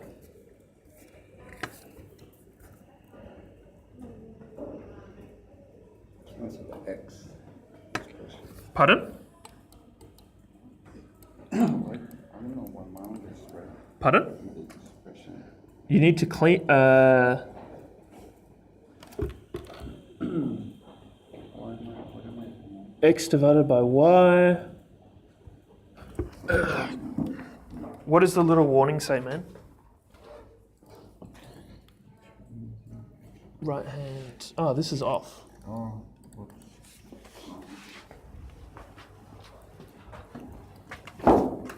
Okay, so once that's floored, all we have to do is times that number back, x times y, with our truncated standardized number.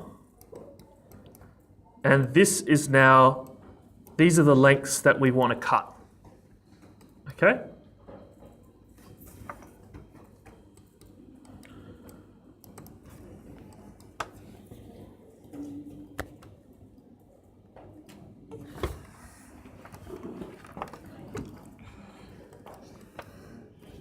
So, few quick things, right? We want to see where these numbers are on the model, right? Let's use the model to build this thing. So, if I grab a midpoint of each of these curves, so if I grab an evaluate length and I plug my clean tree into evaluate length and set the point of that to the center of it, like so. That'll give us a point for each of these lines. And then under display, we can use text tag. Let's not use that. Let's use text tag 3D. So we're going to place a location for the point is going to be our location for our text. The result of our expressions is going to be the value that we display. And if we jack up the size, so if we make that about 5 mil in S, then we can see, oh look, here's all of our little, here's our lengths. So this one's our 33, and this one's our 27, there's our 45 mil one, etc.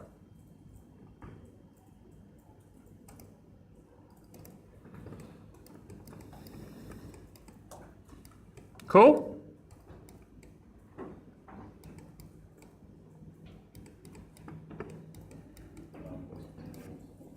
So, how many 12 mil dowels do I need to cut? We can get the computer to tell us, okay? This one's a bit worrying, this 0 mil dowel. I've got a few zeros.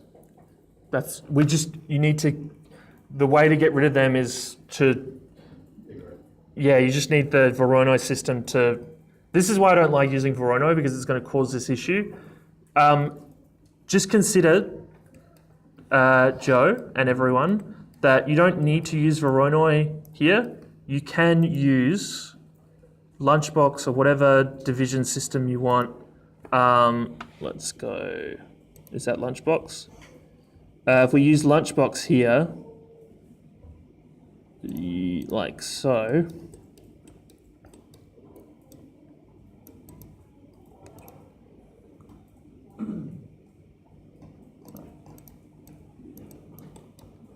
You don't need to follow this. You can do this on the video at home. If you use Lunchbox, that'll begin to start, panelizing this thing with a nice regular system. So you can see there's two 102s, two 87s, etc. So, but let's just let's keep that Voronoi. I'll leave that there. Okay, so what we need to do though is now count the number that we've got. So at this point, if we sort our list using sort list, what we need to do is make sure that our numbers go both into K and A, because K is going to, oh no, okay, don't worry about that. Let's still do it just in case. I don't know if Mac will break for you guys. So K will normally sort with a floating value, and then A will produce the integers at the end. So we can see here 1, 2, 3, 4, 5, 6, 7, 8. There are 8 3s in the list. Let's make that even easier for us. If we create a set, mathematically, a set is a list of numbers or a list of items where every item has to be unique. I'm just going to be quick, man, okay? So what that means is when we plug our list into create set gets rid of all the duplicates. It effectively only gives us unique values. So we have our unique list of items here. And we're going to use this funky little component here called member index.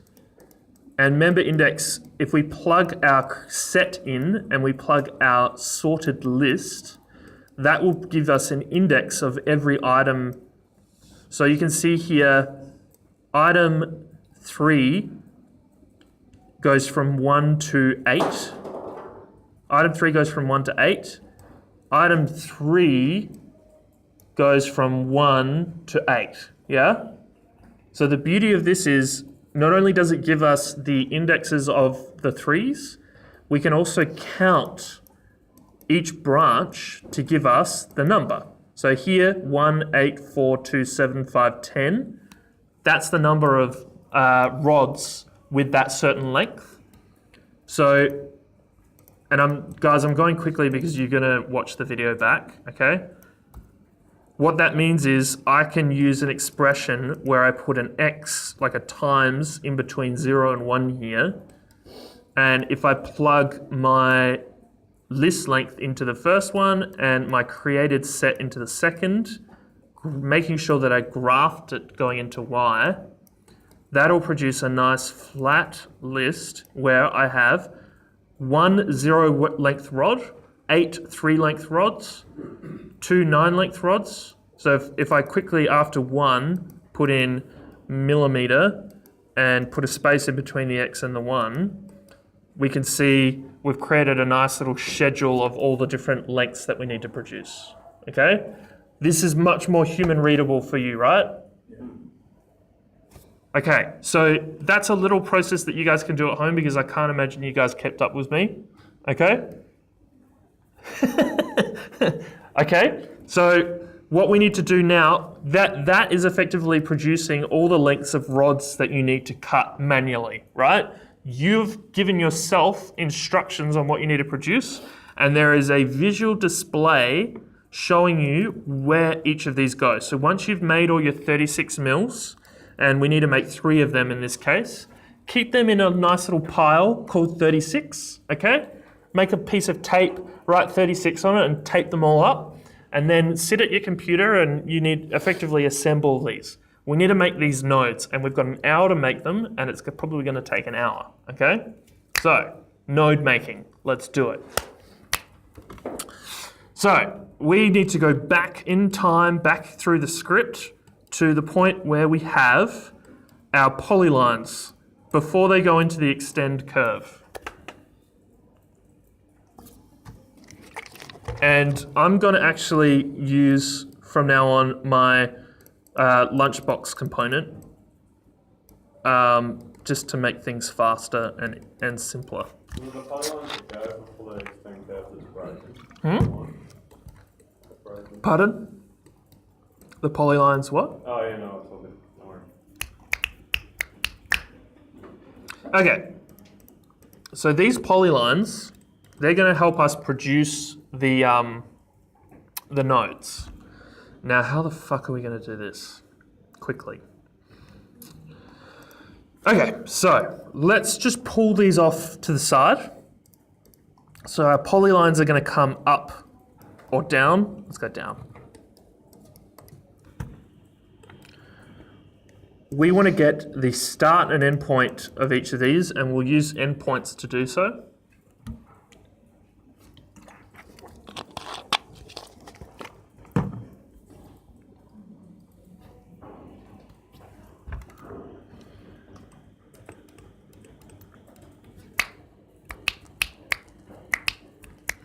We could actually just do this with spheres. Do you just want to do it with spheres? So instead of doing, huh? Yeah, instead of doing this, which, huh? Oh, sorry. Instead of doing this, we could just do this. Simpler? Let's do it. Christine's not going to like it, but I don't care. Huh? Pretty much. But it's a really easy way to avoid one of the major problems with Grasshopper. It's probably one of the things that breaks the most. It's the most fickle process ever, and that's Booleaning geometries. Okay? So we've talked about doing Booleans. We used it the other day to trim one of the edges, I believe. One of the problems with Booleans, if you've got an element, has this been working, by the way? Has this been good? Cool. Okay, this is good because it's getting recorded, and so therefore it'll be on the video. I love it.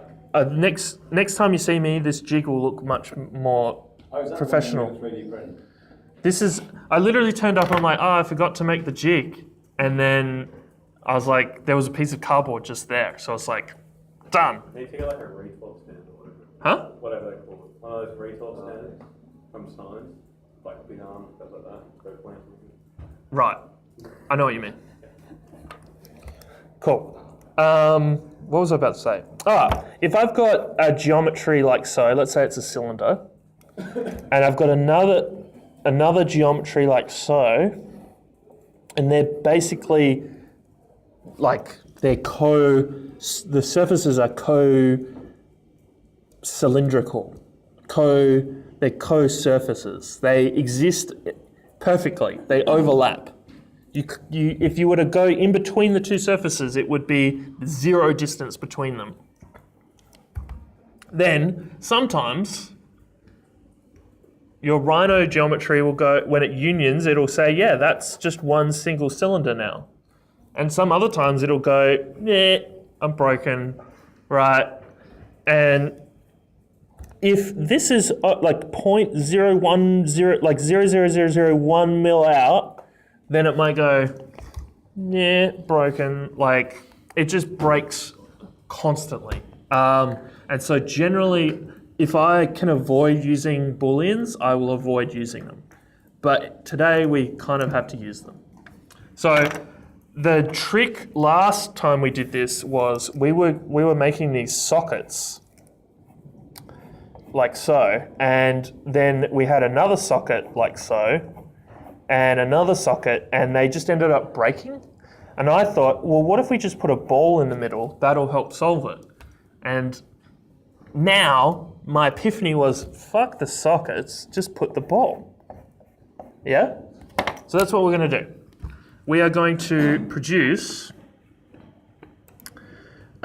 we need to put a ball at every end, but at the moment we've got 2 points at, or maybe even more than 2 points at each node, right? This particular node here actually has 1, 2, 3, 4, 5, 6 points, and we only want to draw one sphere. So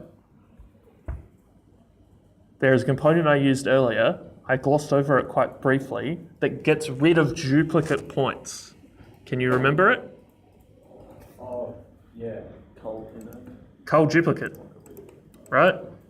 As long as these points are flat, not reparametrized, flat, when they go into cull duplicates, and we set the number to 0, because we don't want it getting rid of duplicates nearby,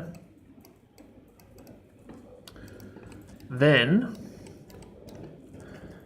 instead of getting 46 points, I now have 21. Okay? Make sure this is flat. How do you say how many you have? If you mouse over P, Oh, yes. it says 46 values inherited from one source, and you mouse over the P on the other end, it says 21. It's just a quick little... No, make it like that. Huh? I'm just thinking that way it's a lot less. You can't even use a panel to, like, you have to scroll down and go, there's 21 points, because that's actually the 20th point is the 21st point. Okay, so now let's draw some spheres. For those of you using Rhino 6, my suggestion is you use quad sphere. For those of you using Rhino 5, have fun with the typical sphere. The reason quad sphere I would prefer using quad sphere is it actually avoids the infinitely thin edge. So if we look at the sphere and I just set the radius to it was 8 mil, right?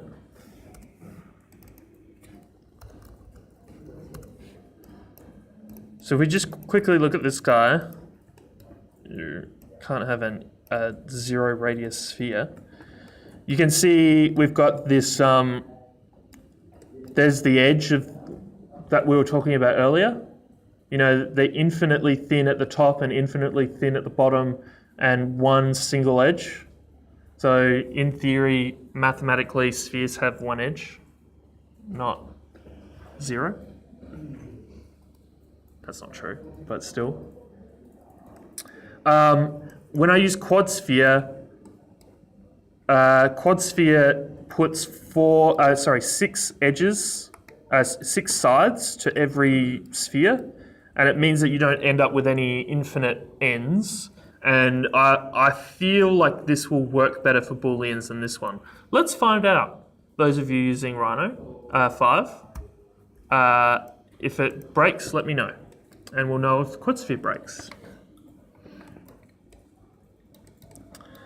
Okay, so we've got our spheres, and we need to create. Let's just pump this up to 10 for now, or whatever. Make it massive. Whoa. Okay, maybe not.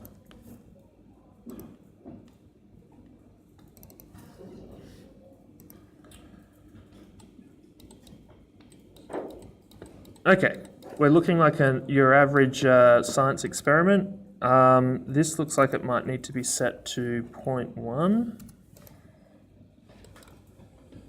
0.1, sorry. Yeah. Okay, so we need to produce rods that cut into our spheres using Booleans. Okay? So our polylines here, we need to do the exact same thing that we did up here with the extend curve. So we're going to copy those 3 components, but instead of reducing this now by 2.5, we want to reduce it maybe by like 1. And then we're going to use one of the slowest components ever to be produced for Grasshopper, the pipe. Fuck me, pipe's heavy. If you can work out how to use something other than pipe, I encourage you to do so. But it will work for us today. And the critical thing with pipe here is we want to set the radius to the radius of our dowel, which I believe is 3 mil. So if I write 3 mil here, and then I plug that into the radius, the diameter of our dowel is 3. So we want to divide 3 by 2. So we'll go x divided by 2. So now this pipe takes diameters instead of radiuses. Sorry. Ooh, this is fucked up. But this will work. This will actually cut holes in it. This is cool. This will work. Is that the same extent curve that the polyline ran into? No, well, I copied this. Huh? When you put the expression, x divided Into the radius. The expression is x divided by 2, which is the expression that then makes the input of this diameter instead of radius.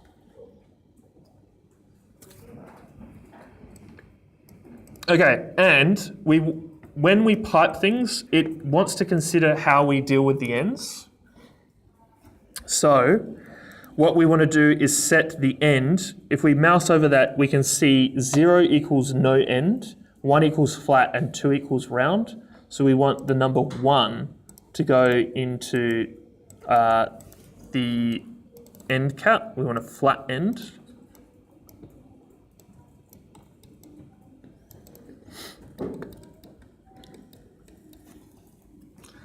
And I've sort of questioning whether or not we actually do reduce this by only 1 mil, because I think we should be reducing it by a bit more. So let's reduce this by at least 3.5 mils.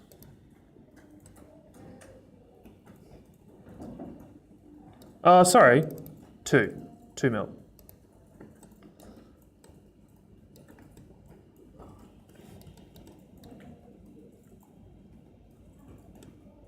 We'll find out if that fucks it up later.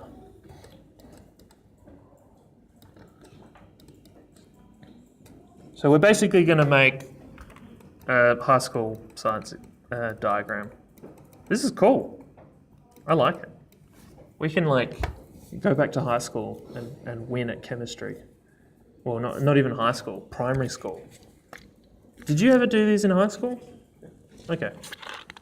I feel like modeling them in 3D is not the most important thing in the world, you know? Knowing the energy required to bond the two things and the equations, they care about that more. You don't ever have to make these models in an exam, right? No. Okay, so we've got nice solid pipes. We are going to flatten them. And we want to work on each sphere as if by itself, okay?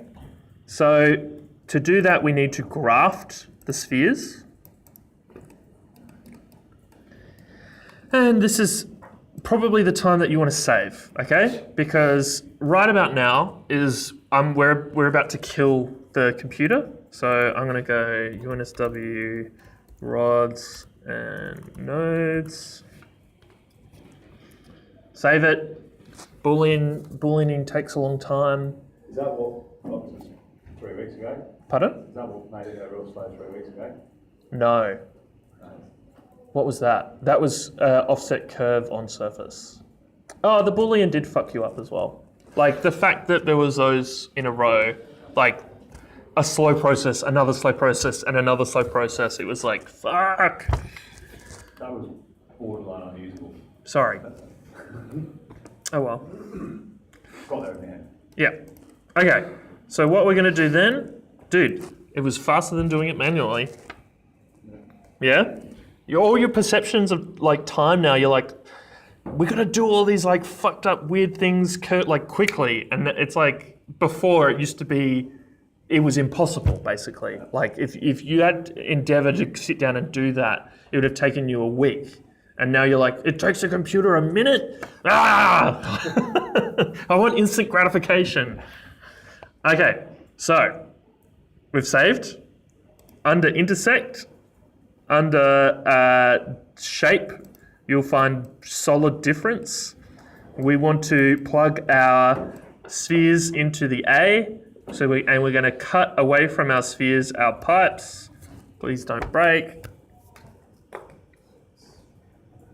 Well, I've got the rainbow wheel. Yeah, I've got the Windows blue wheel. Oh yeah, that's mine. Right. Oh, look at that, 13.3 seconds. Not so bad. And what that should do is produce, oh, look at that, it actually worked. Nice. What that should produce is these fucked up little geometries. Now we've got a problem. These guys are gonna fuck each other up. So before we do this, before we do the solid difference, we actually want to union the spheres before they go into the graph tree. So once they're unioned, that these guys here these become one single unit, yeah? And then we plug them into the solid difference and wait 13 seconds. Or 30 seconds. Yes, About 2 it, minutes. yes. It'll depend on how many nodes you've got. Every time you get shitty at your computer for taking a minute to do this stuff, just be glad that you're not doing it manually. Just Yeah, when a computer's struggling, you know that you're going to struggle. yeah, it's like, okay, so Oh, no. I think, so basically just consider that now you can play, I would turn these two off prior to playing with the radius of your sphere, because your sphere doesn't necessarily have to be 8 mil, it can be smaller. And as well, you can turn on your lines that have been reduced. So we can see these lines have been reduced. These are, oh, sorry. Have they been reduced? So these lines have been reduced. Then they could be truncated by an extra few mil. But the point being, you've got, you can see that they're not going beyond that. And so if you want to reduce the amount of purchase that's got, like that's excessive purchase. So let's reduce the radius of our sphere, waiting yet another 20 seconds. Let's go 5 mil.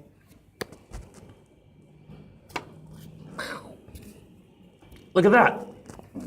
We did it. Pretty much. Do you want to create like a pseudo color diagram of the rods? Like let's actually you want to render the rods, right? Like you got to give me a report, yeah? Yeah, that's much better. Look at that. Oh, dude. I wonder if Christina's class is struggling right now. No, because if they're still doing that socket diagram, they're going to be struggling. And we just solved it by using spheres. Yeah? Like, who cares how this looks? At least it works, right? Like, check this guy out. That's going to be a problem. Do you know why that's going to be a problem? Yeah, because your rods, it's gonna be. It would be like that anyway with the socket. Yeah, it would be. So I'm going to let you guys, basically, it's down to the angle of this, right? So the number that you divide, like if I increase this number and set it to 20, that will then change the angle between each of these, and therefore the rods won't collide at that angle. It's your discretion, guys. There's just a shit ton of stuff that you have to work out. You might actually have to have a go at these rods with the sanding disc to get them to join. Yeah? Just like freaking make it smaller when it goes in. Just like just graph it. Yeah, just, yeah. Yeah, just make it flat and stick it in there. This is why I use shop drawers to do all my documentation, because they can work out how those things go together. Usually in architecture, I'll have, two center lines and a truss or something like that going on. And if we really care about like the visibility of this, like let's say there's another element there, if we care about how visible that is, if it's something that everyone can see, then yes, we might go in and design a beautiful steel joint. But then at the same time, we'll then have like this one here is not visible. So the steel manufacturer will just be like cleat, steel thing, bolt, steel thing, bolt.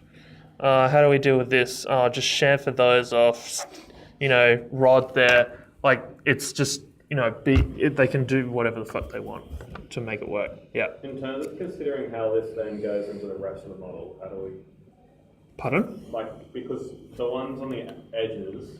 Yeah. No, it's not the ones on the edges. It's any of them that have sharp enough angle. I'm saying the spheres on the edges will have to then connect to the next panel, which we haven't taken into account yet. That's what you would do. What I would do if you want to make all these panels is it's at this point do all the panels, but the panels then all the lines coming from the panels comes into here, and that'll produce all the nodes. Like you got to do all the panels. Yeah, so you do the 4 panels. You do them all separately, Right. but then you bring them all together to do the nodes. Right. Right. So this point here is where you've got the polylines. If you do this 4 times, Yeah.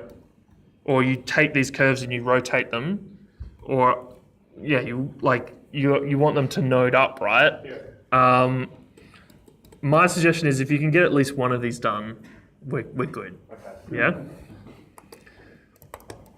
That's what you recommend, and then that's what we'll do. Do that. Just get one done. Like we don't need to overcomplicate. I just thought we had to build the whole thing. You do, but I can't. It's just too hard, man. Yeah. I could do it, but I've been doing this for 8 years, right?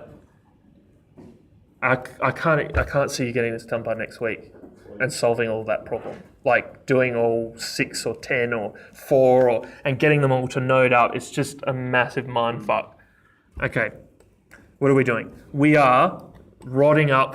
So we are going to use this same pipe system to rod up our truncated list.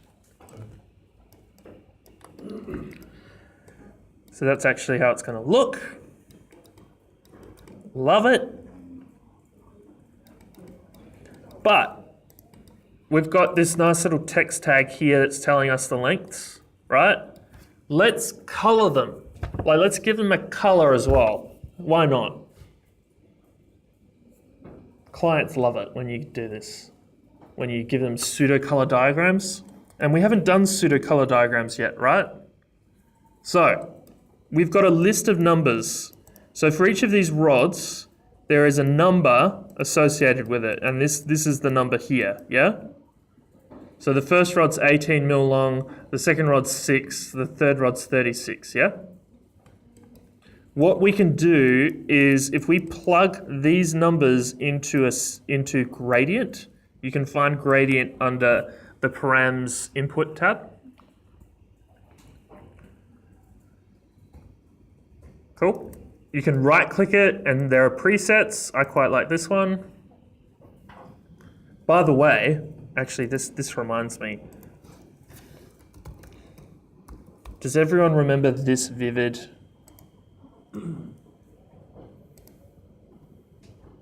Wow, you can just look it up on Google now. Does everyone remember this, or anyone? Is that the Samsung one? No, this is mine. Is that this year or? Huh? It was 2 years ago. Oh, that's right. Huh? I wasn't here. Okay. Where are you from? You weren't here. Oh, I was overseas. Okay. Yeah. No one remembers this? Okay, well this was actually controlled with Grasshopper. And you'll note, see this color system? The green, the yellow, a bit of white. See the rainbow. See the red, the blue, and the yellow. Red, blue, and yellow. Rainbow. Green. The greens. Pretty much. We controlled this thing using Grasshopper. We just used all these gradients. I think this is the only gradient that we made that wasn't a preset. Oh, you made it. Yeah, I made this. Wow. Yeah, this is my vivid from I even made this picture. Look. I believe this picture is on the Cox website. This is me showing off, seeing as I've got half an hour left. I've even got a little video of me doing this shit. Is it this one? Yeah.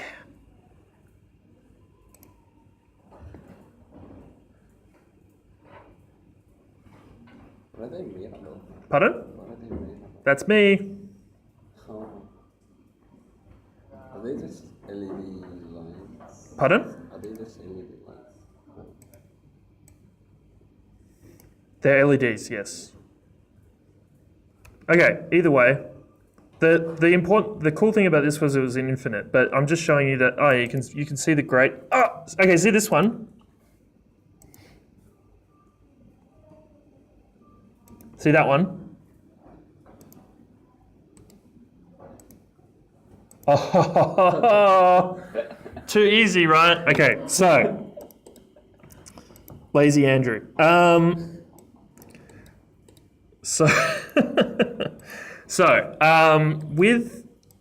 With these pipes and with this gradient, the gradient cares about an L0 and L1. So what that means is the left has a number and the right has a number. And by default, it's 0 to 1. But if we use the min-max, so the bounds, we create a domain from these, that will tell us that we've got a number from 0 to 54. Okay? So this guy here, That comes out of the round up expression. it's the one that we've been doing the rounding. Yeah.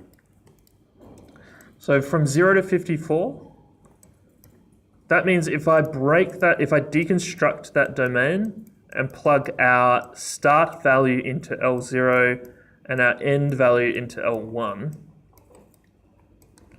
and we then plug our values into T, what that will do is produce a color relative to whichever end. So zeros are going to come out as red, and 54s are going to come out blue, and anything in between is going to give us a color.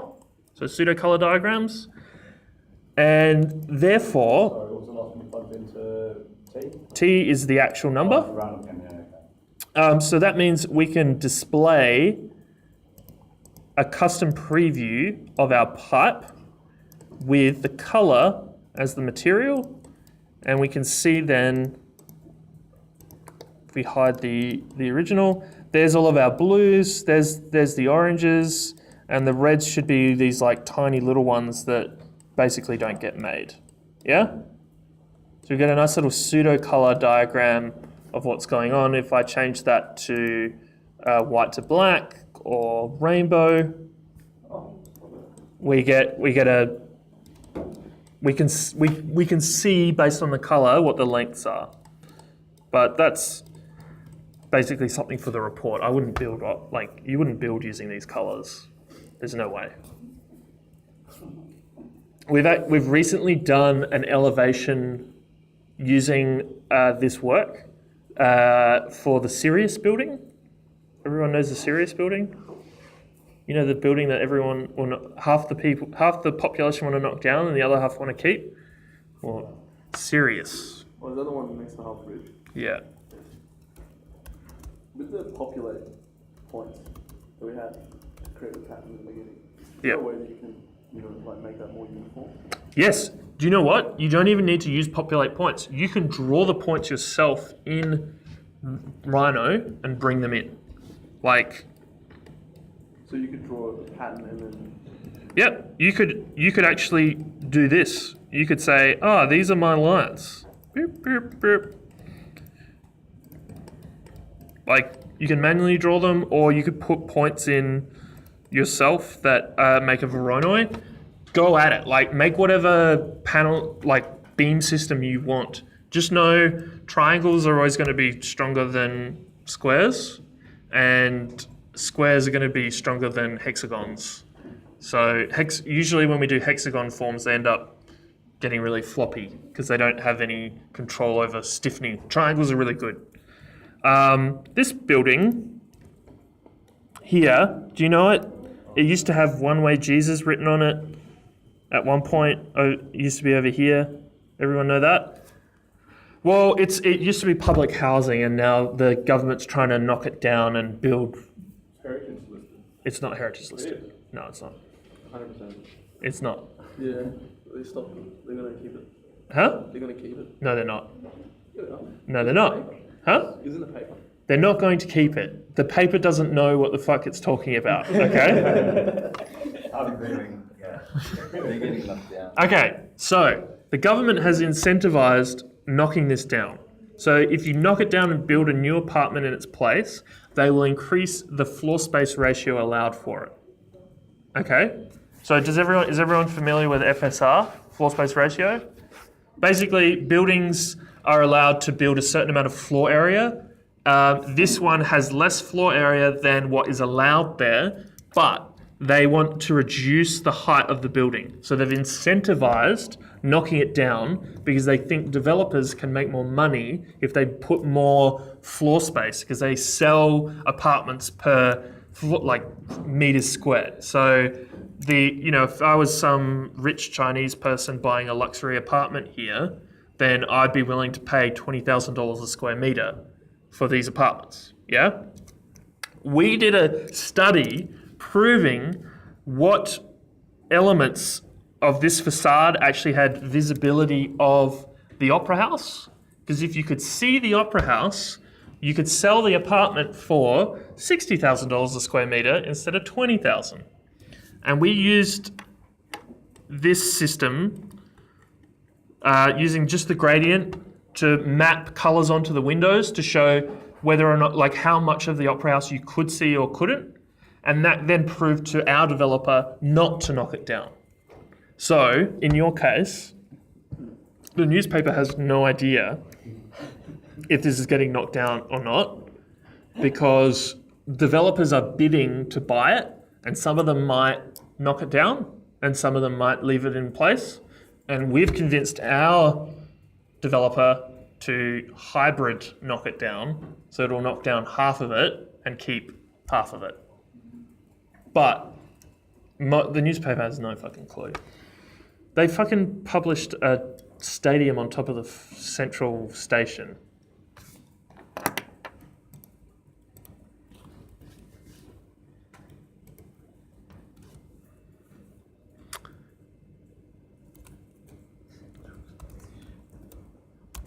Was it Bait Smart or BVM?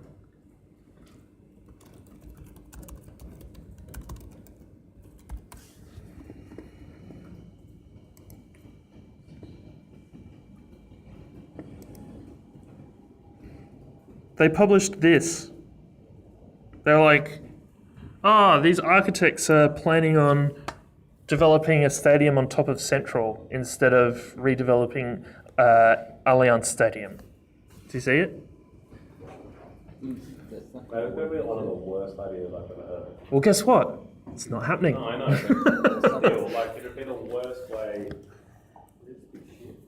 Even Fox TV. I can tell, huh? Even Fox TV gets crazy in There's events. nothing but reinforced Basemart's making something in my head. So I work with Basemart, Doesn't that reinforce what? but they're smoking something good there. Something good. Yeah, because I work with them, they're bonkers. they've succeeded. They've succeeded in what they're trying to do. What was that? Yes, and that's get publicity. Yeah. That's it. It's not a very sensible idea, but that doesn't matter sometimes when it comes to making sure people know who you are. People are talking about it, right? I'm working on a stadium. I'm working on the stadium in Moore Park, and people keep mentioning this. They're like, "Oh, we heard that Moore Park stopped, and you're going to be doing something on Central." And it's like, no, that's so.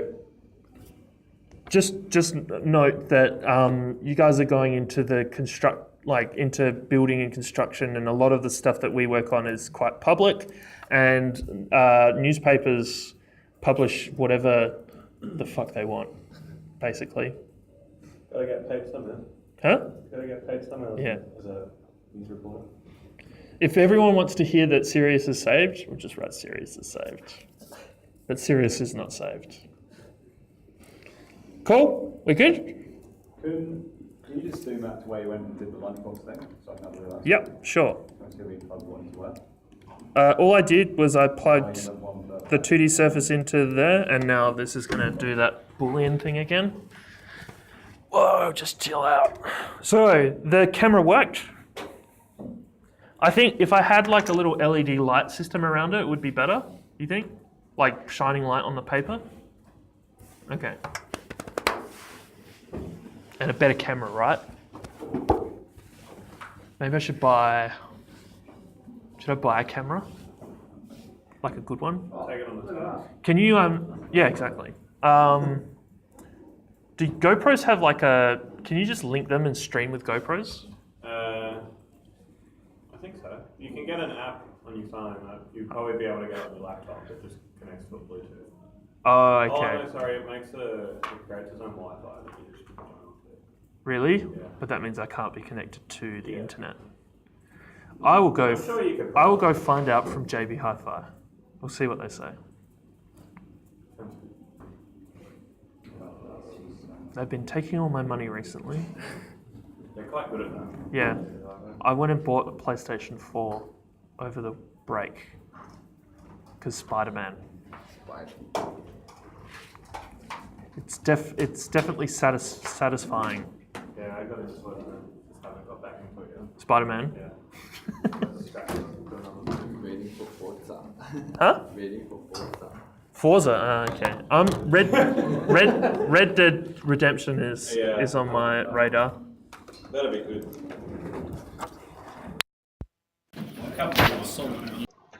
Sorry, one last thing. What you can do is, sorry, Logan, I know you left, and can you even hear this? Yes, you can.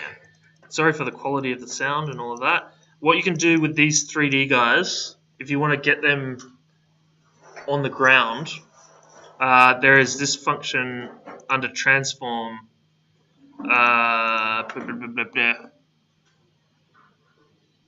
Where is it? Move to plane. So if you plug these guys into move to plane, that will then reorient them to the ground, and then you can bake them. And so that this is recorded. But yeah, move to plane. It's useful. Yep, just be mindful. These guys are probably going to need cleaning. You'll need a 3mm drill bit to clean them out a bit. Cool. We need to glue them, I'm guessing. Yeah, probably. Can we just use acetate as well? Acetate, I heard super glue. I heard you can use some chemicals. Oh, to melt the... Yeah, but that's when you bond a 3D printed thing to another 3D printed thing. Right. You probably want to just use Yoo-Hoo craft glue. You don't use super glue for this. Super glue is really quick. Use Yoo-Hoo craft glue. It's quite slow, and it when it dries, it's a bit it's got a bit of... It's urethane, so it's got a bit of tack to it. It moves about. You don't have to be super accurate. like if I could tell myself that 7 years ago, 10 years ago, it's like, Andrew, you don't have to be as accurate as. I was like, it's got to be perfect. It's got to line up. It's got to glue. Like it's super glue. Just use spongy glue. You could silicone it.